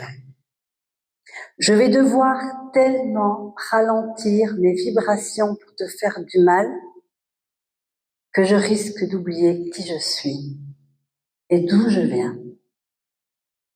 Alors toi, s'il te plaît, n'oublie pas. Cette histoire a fait pleurer. D'abord parce que j'ai écrit un livre qui s'appelle Apprivoiser le pardon, et puis qui me montre quelque part peut-être un geste terrible de quelqu'un, comme la vieille âme qui s'engage à venir faire du mal à cette jeune âme. Qui peut savoir réellement? Qui peut savoir réellement ce qui se joue? Pourquoi on vient sur Terre? Quel est notre chemin sur Terre? Bien sûr qu'on peut absolument, on peut ne pas croire à rien de tout ça, et je respecte. Mais juste, si vous êtes prêts à vous ouvrir à ça, moi, c'est ce qui m'est arrivé, je me suis posé la question. Et donc, Pierre Pradervan, ce texte qu'il a écrit, ça aide vraiment à envoyer, parce qu'on dit des fois, il faut envoyer de l'amour. Comment tu fais? Tu prends ton cœur, là, tu le mets dans une enveloppe. Moi, cette histoire d'envoyer de l'amour, j'avais toujours du mal avec cette notion d'envoyer. Et en même temps, lui, ce qu'il a mis en place, c'est de bénir toute personne que vous rencontrez, juste dire je te bénis. Alors bien sûr, c'est facile de bénir ses amis, hein. Ceux qu'on aime, je te bénis, que la grâce soit avec toi, soit bénie. Voilà. Mais ceux que t'aimes pas, et que t'as surtout pas envie de bénir, ben faites l'expérience, parce que je l'ai fait. Au début, tu dis sois béni, tu crois pas du tout, et tu le dis. C'est une vibration. Puis tout d'un coup, il y a quelque chose qui change à l'intérieur de toi. Et si vous voulez bien, ça vous dit que je vous le lise, ça, ce texte de Pierre Pradervan? C'est une façon pour moi de lui rendre hommage, puisque demain, je vais aller à sa célébration. Et je sais que je vais entendre Pierre qui fait lui-même qui va dire ce texte. Et aussi de le faire pour les êtres qui sont partis. Parce que ça vous permet de garder un lien de cœur à cœur. En fait, ce qui nous empêche d'être heureux, c'est de croire qu'on est séparés définitivement des êtres.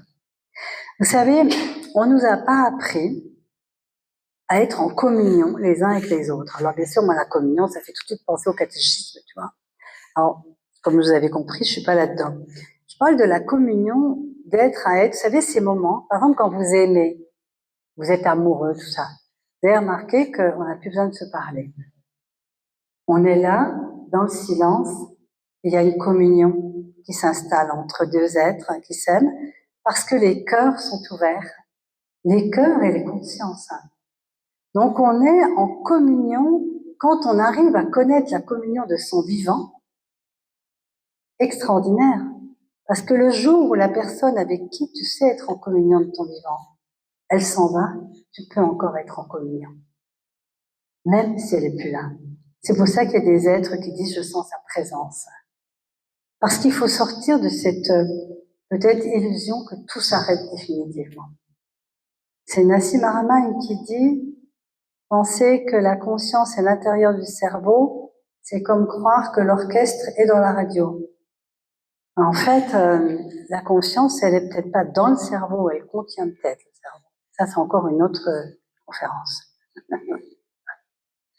Et donc, pourquoi je parlais de ça? Oui, donc cette notion de communion, c'est quand on peut de nouveau vivre à travers le cœur. Vous voyez, il y a deux façons de vivre dans cette vie, enfin deux façons plus, mais on peut vivre uniquement avec le plexus solaire, c'est-à-dire les émotions.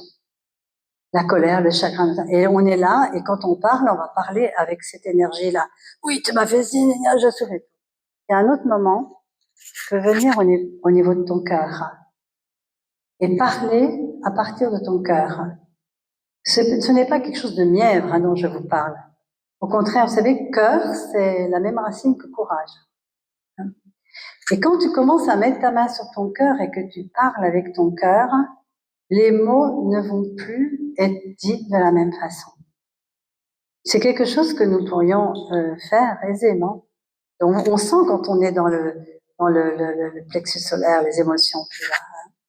Eh bien, dans l'art de bénir, ce que ça provoque, parce que les mots ont des vibrations aussi, ne l'oublions pas, et qu'au début, vous n'êtes pas obligé d'y croire à 100%, ça va créer une forme de communion, c'est-à-dire on va arrêter de se sentir séparés des autres. Donc, le texte de Pierre. Voilà. Oh, c'est pas pratique ça, hein. Je prendrais plus un truc pareil. Alors, au réveil, bénissez votre journée, car elle déborde déjà d'une abondance de biens que vos bénédictions font apparaître. Car bénir signifie reconnaître le bien infini qui fait partie intégrante de la trame même de l'univers. Il n'attend qu'un signe de nous pour se manifester. En croisant les gens dans la rue, dans le bus, sur votre lieu de travail, bénissez-les tous. La paix de votre bénédiction sera la compagne de leur chemin et l'aura de son discret parfum, une lumière sur leur route. Bénissez ceux que vous rencontrez dans leur santé, dans leur travail, leur joie, leur relation au divin, à eux-mêmes et aux autres. Bénissez-les dans leur abondance et dans leurs finances. Bénissez-les de toutes les façons concevables, car de telles bénédictions ne sèment pas seulement les semences de la guérison, mais un jour jailliront comme autant de fleurs de joie dans les espaces arides de votre propre vie. En vous promenant, bénissez votre village ou votre cité, ceux qui la gouvernent, et ses enseignants, ses infirmières, ses balayeurs, ses prêtres et ses prostituées. À l'instant même où quelqu'un exprime la moindre agressivité, colère ou manque de bonté à votre égard, répondez avec une bénédiction silencieuse. Bénissez-les totalement, sincèrement, joyeusement, car de telles bénédictions sont un bouclier qui vous protège de l'ignorance de leurs méfaits et détourne la flèche qui vous est adressée. Bénir signifie désirer et vouloir inconditionnellement, totalement et sans réserve aucune, le bien illimité pour les autres et les événements de la vie, en puisant aux sources les plus profondes et les plus intimes de votre être. Cela signifie révérer et considérer avec un émerveillement total ce qui est toujours un don du Créateur, et cela, quelles que soient les apparences. Celui qui est porté par votre bénédiction est mis à part, consacré, entier. Bénir tout et tous sans discrimination aucune constitue la forme ultime du don, car ceux que vous bénissez ne sauront jamais d'où vient ce rayon de soleil qui soudain perça les nuages de leur ciel, et vous serez rarement témoins de cette lumière dans leur vie. Quand dans votre journée quelque événement inattendu vous bouleverse, vous, autant que vos plans, éclatez en bénédiction car la vie est en train de vous apprendre une leçon, même si sa coupe peut vous sembler amère. Car cet événement que vous pensez être si indésirable, vous l'avez en fait suscité, afin d'apprendre la leçon qui vous échapperait si vous hésitiez à le bénir. Les épreuves sont des bénédictions cachées et des cohortes d'anges suivent leurs traces. Bénir signifie reconnaître une beauté omniprésente cachée aux yeux matériels. C'est activer la loi universelle de l'attraction qui, du fond de l'univers, amènera dans votre vie exactement ce dont vous avez besoin dans le moment présent pour grandir, progresser et remplir la coupe de votre joie.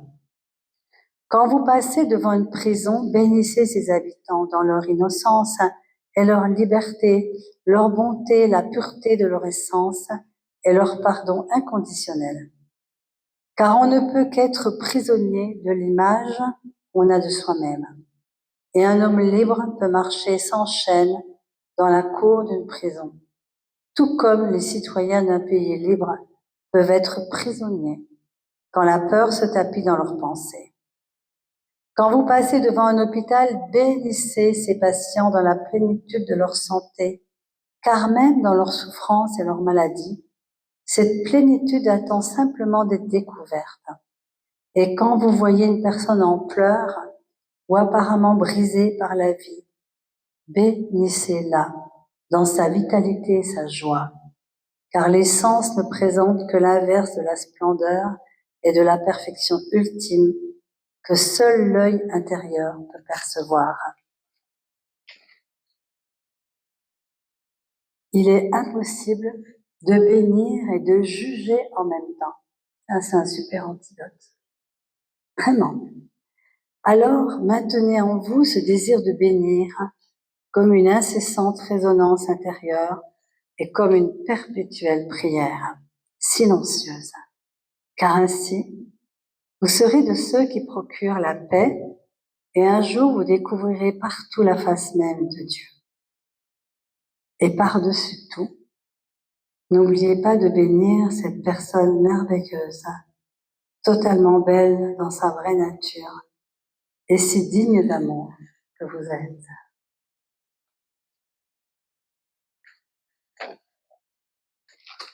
Est-ce que vous pouvez recevoir ça? Que vous êtes une personne magnifique et digne d'amour. Quoi que vous ayez fait, ou que vous croyez que vous ayez fait, que vous n'avez pas dû faire ou que vous auriez dû faire. Merci.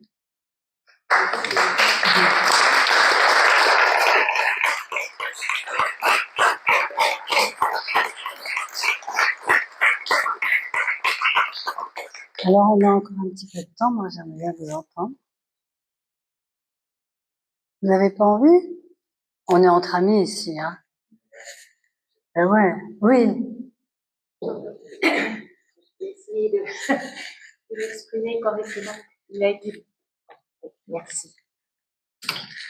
Il a été beaucoup question du deuil qu'on ressent quand on perd quelqu'un, des êtres chers. Je voudrais peut-être, mais vous avez dit qu'on peut aussi avoir du deuil dans d'autres circonstances, le deuil de sa jeunesse, enfin tout ça.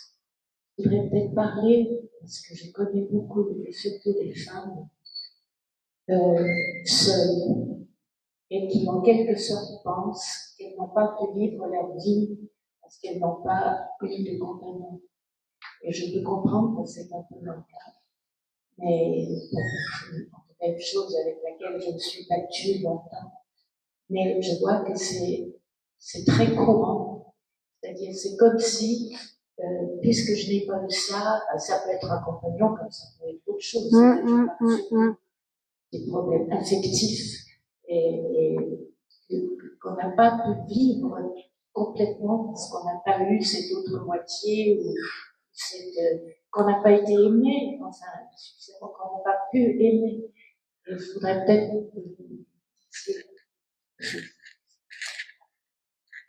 c'est carrément le sujet d'une autre conférence, hein. L'amour de soi et oui, parce qu'en fait, c'est bien. Vous savez, toute mon histoire, moi, c'est une histoire de vivre avec quelqu'un, de fusionner, que tout le monde ait envie de ça, oh, la fusion, la passion, rien, et qui se termine par un drame. D'accord? Nickel. Et je dirais que c'est la grande illusion de ce monde, c'est qu'on est convaincu qu'il y a quelqu'un d'autre qui est là pour nous et que si on l'a pas trouvé, on rate sa vie. Ça, c'est le prince charmant, la princesse, la belle au bois dormant, toutes ces histoires qui nous formatent, tous les films, j'ai pas ajouté à la con, mais excusez-moi parce que je vais rester polie, mais tous ces films, non, mais qui nous conditionnent que l'amour, la passion, la fusion, l'intensité, et c'est ça la vie, et que si l'autre part, on est fichu. Alors bien sûr, un seul être nous manque et tout est dépeuplé. Que serais-je sans toi, que l'ombre de ton chien, etc. Bref, on est conditionné, et ça c'est très important de le dire, à croire que l'amour vient, vous avez parlé de moitié. Vous vous rendez compte?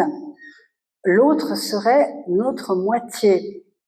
J'espère bien que l'autre n'est pas ma moitié, parce que si l'autre s'en va, qu'est-ce qui se passe? Vous savez, moi j'ai eu un premier mari qui a complètement fusionné, j'étais sa béquille, donc la moitié, sa béquille.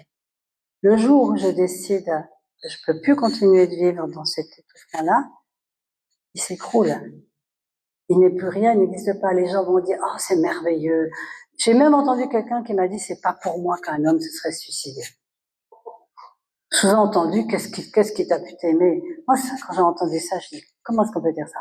En fait, justement, la vie, elle nous amène certaines épreuves comme celle de la solitude pour découvrir une autre forme d'amour, cet amour doit être en nous.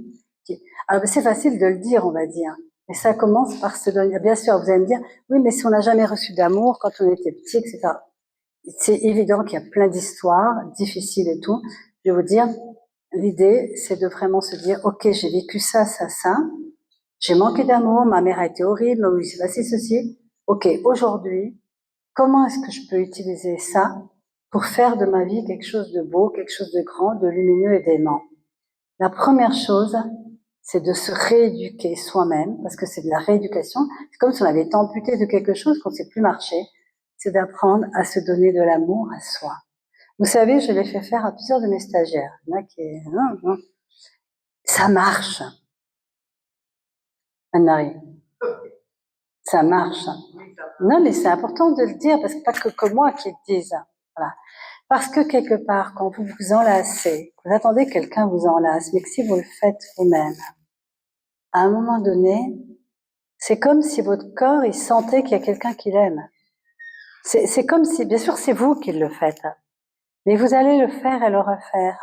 Et à un moment donné, vous amenez en vous, quelque part, une paix, un amour, qui va se transmettre à toutes vos cellules.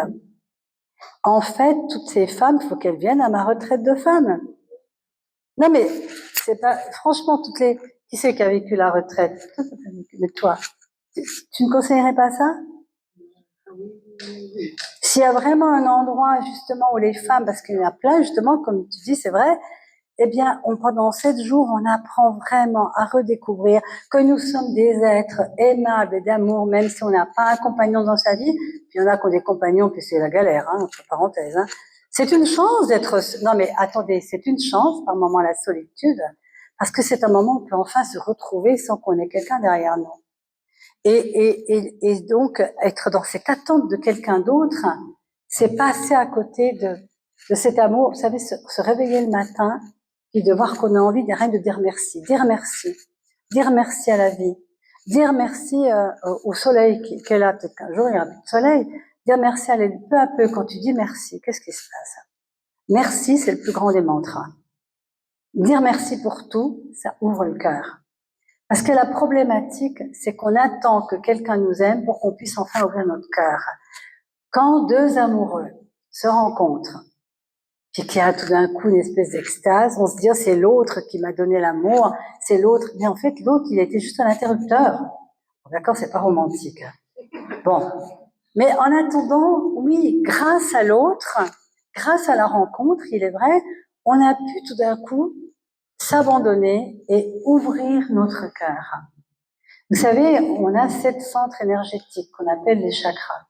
Si ils sont fermés, et notamment si celui du cœur il est fermé, même s'il y a plein de gens autour de nous qui sont sympas, on ne va jamais se sentir aimé. À un moment donné, le véritable amour, c'est quand on ouvre cet espace-là. Et parfois, c'est vrai que quelqu'un va nous aider à ça. Mais ça peut être la nature. Vous n'avez jamais vécu des moments d'extase dans la nature, devant la beauté de la nature ou devant un beau film qui vous élève, vous savez, tout d'un coup, vous voyez des belles choses. Enfin, Vous êtes là, et puis votre cœur, tout d'un coup, il est ouvert. Et puis, dans la méditation, on peut trouver ça aussi, dans la prière. Enfin, chacun trouve un peu... Moi, par exemple, l'art de bénir, ça m'ouvre le cœur. Voyez? Et donc, ces femmes, je leur dirais, mais profitez de la chance d'avoir du temps que vous êtes toutes seules pour découvrir le véritable amour.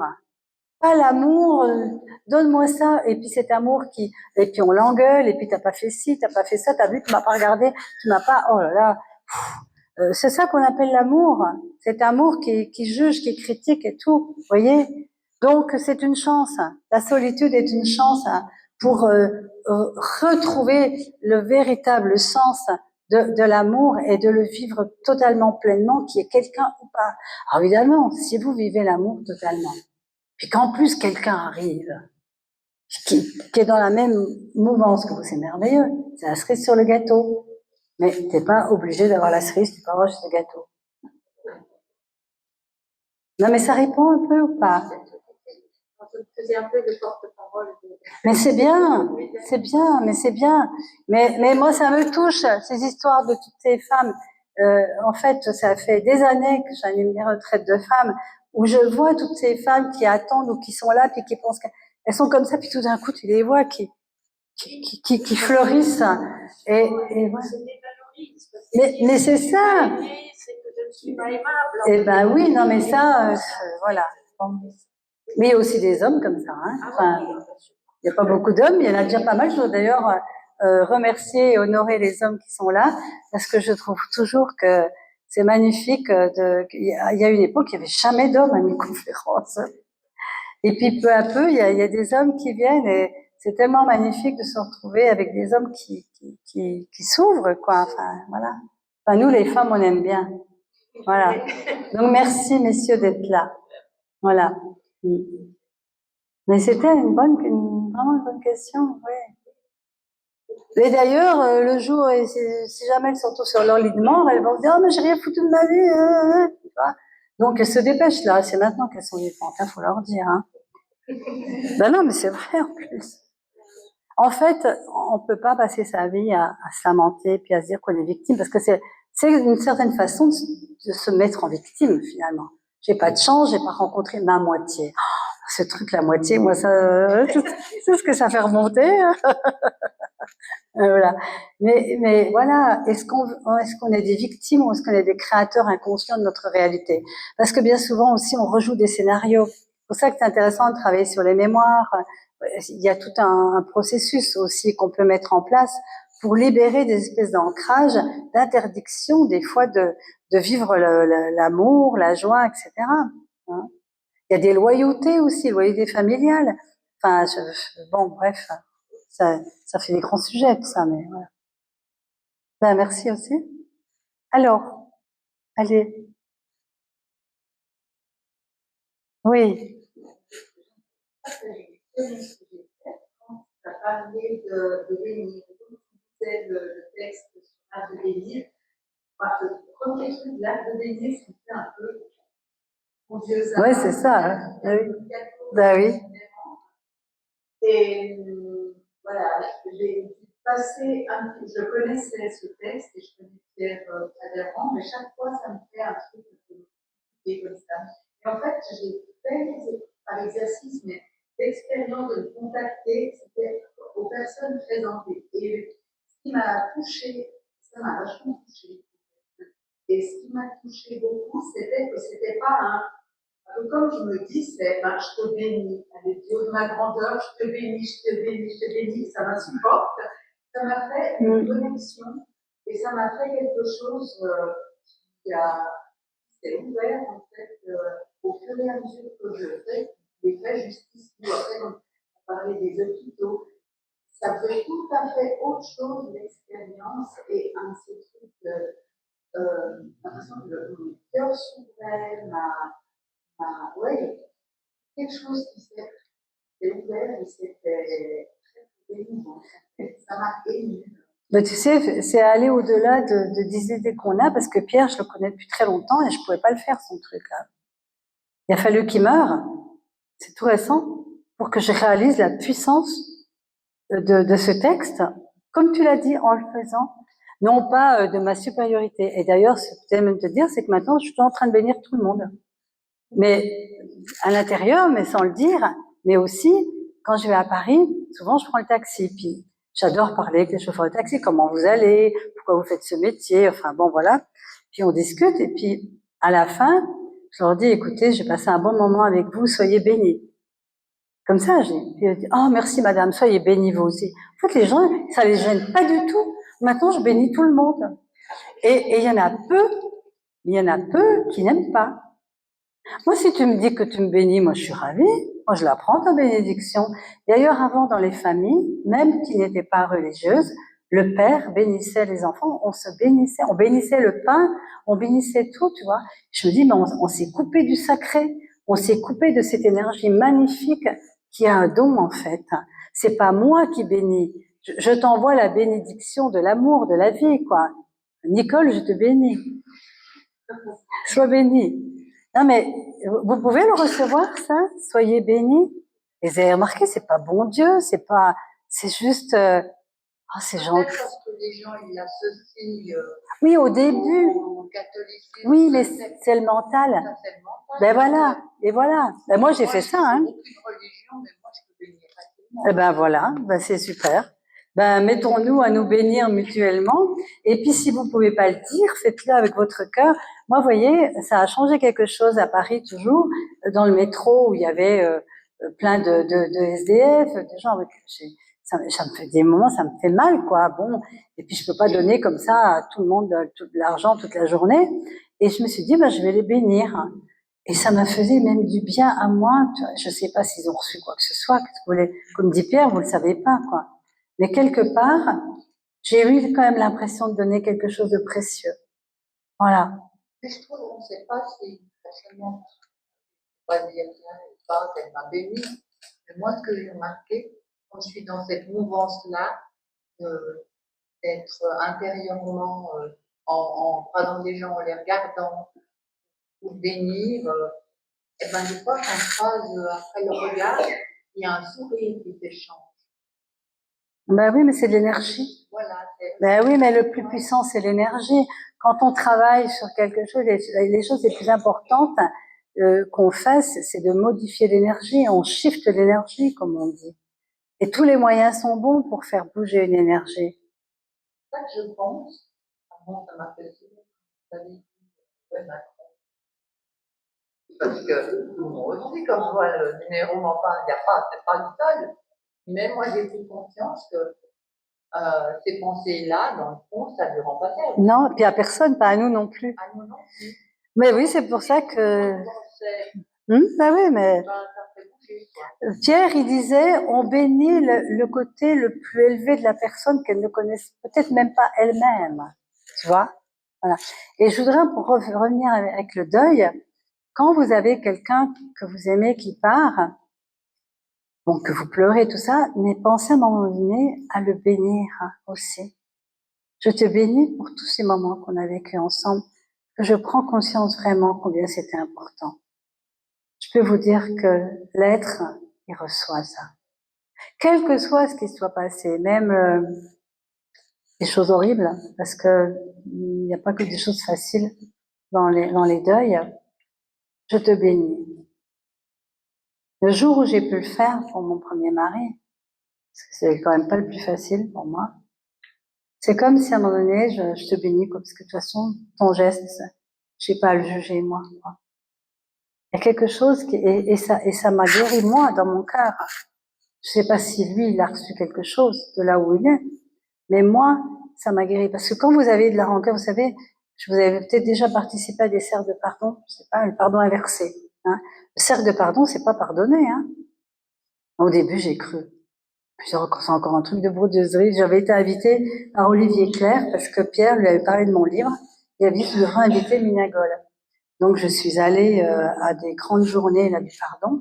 J'étais comme ça. Je me suis dit, mais moi, je pardonne pas. C'est pas ça. Moi, le pardon, je dis toujours, le pardon, c'est le don qu'on reçoit de l'épreuve. Et à ce moment-là, on réalise qu'il n'y a rien ni personne à qui pardonner. Je me suis dit, oh là là, je sais pas ce que ça va donner. Et puis en fait, j'ai découvert le pouvoir du pardon inversé qui consiste justement, et ça, faut le faire même avec les gens qui sont partis, parce que souvent même, on leur en veut qu'ils soient partis. Ça peut arriver. Il est parti trop tôt, il m'a abandonné, ou elle m'a abandonné. Vous voyez? Et ça, c'est le côté humain.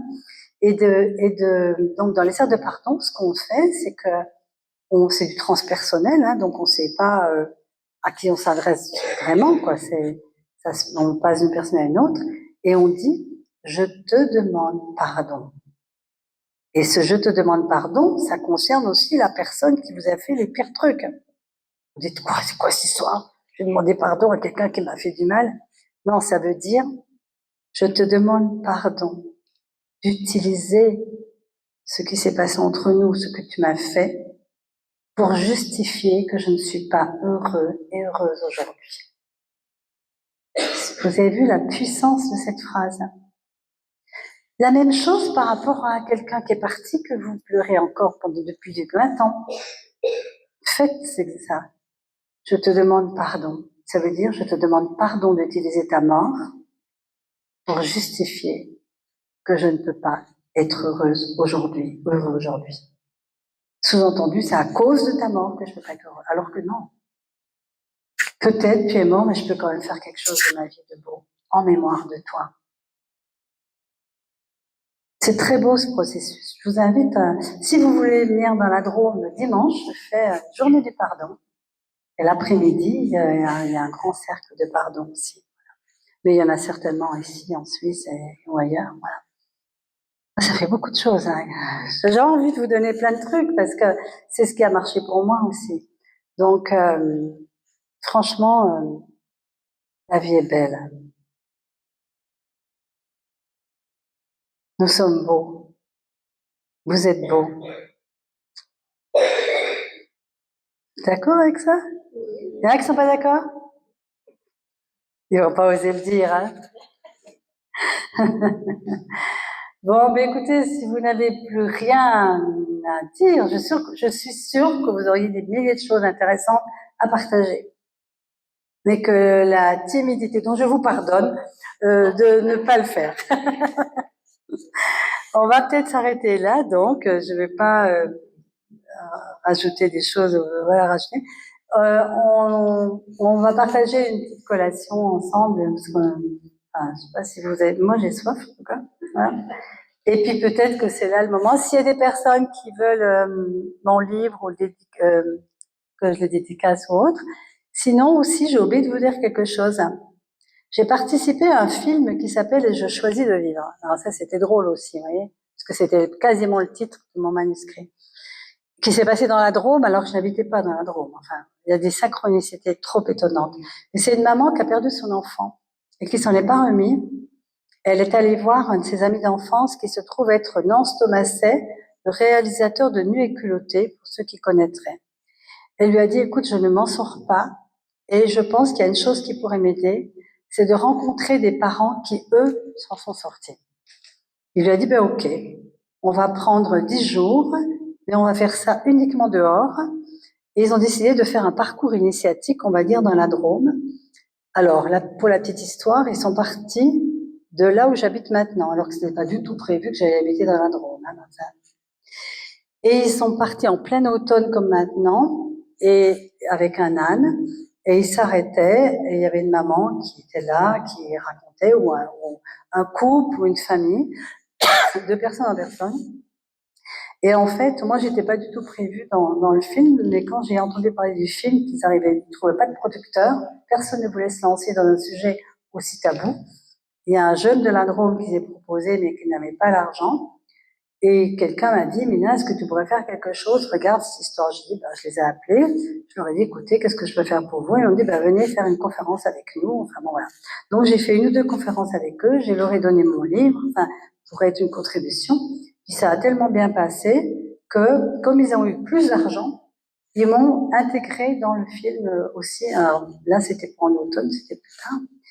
Et ce film est tout simplement un bijou. Un bijou, pas seulement pour les parents qui ont perdu un enfant. Il n'y a pas besoin de perdre un enfant pour aimer ce film. Hein. C'est un film qui traite du deuil, en fait, et de la façon dont chacun l'a transmuté, transformé. Ça donne pas de conseils, ça donne pas, il n'y a pas de morale, de tout, voilà. Mais ça montre en fait que la vie continue d'une autre façon. C'est un très très beau film. Et il se trouve que j'ai quelques DVD, j'en ai pas beaucoup, parce que je les ai achetés en fait quand c'est sorti. Et ils le font pas, enfin ils sont pas très commerciaux, quoi. Voilà, on va dire. Donc si ça vous intéresse, j'ai un DVD, j'ai les DVD, j'en ai que 5 ou 6. Et j'ai aussi un magnifique documentaire sur Roger McGowan. Je sais pas si quelqu'un a déjà vu le film, mais c'est magnifique. C'est aussi sur son parcours de résilience. Et on le voit vraiment dans le film aussi. Enfin, c'est un Suisse qui l'a fait, c'est Nicolas, personne ne sait son nom. Je sais plus. C'est un réalisateur suisse qui a fait ce film.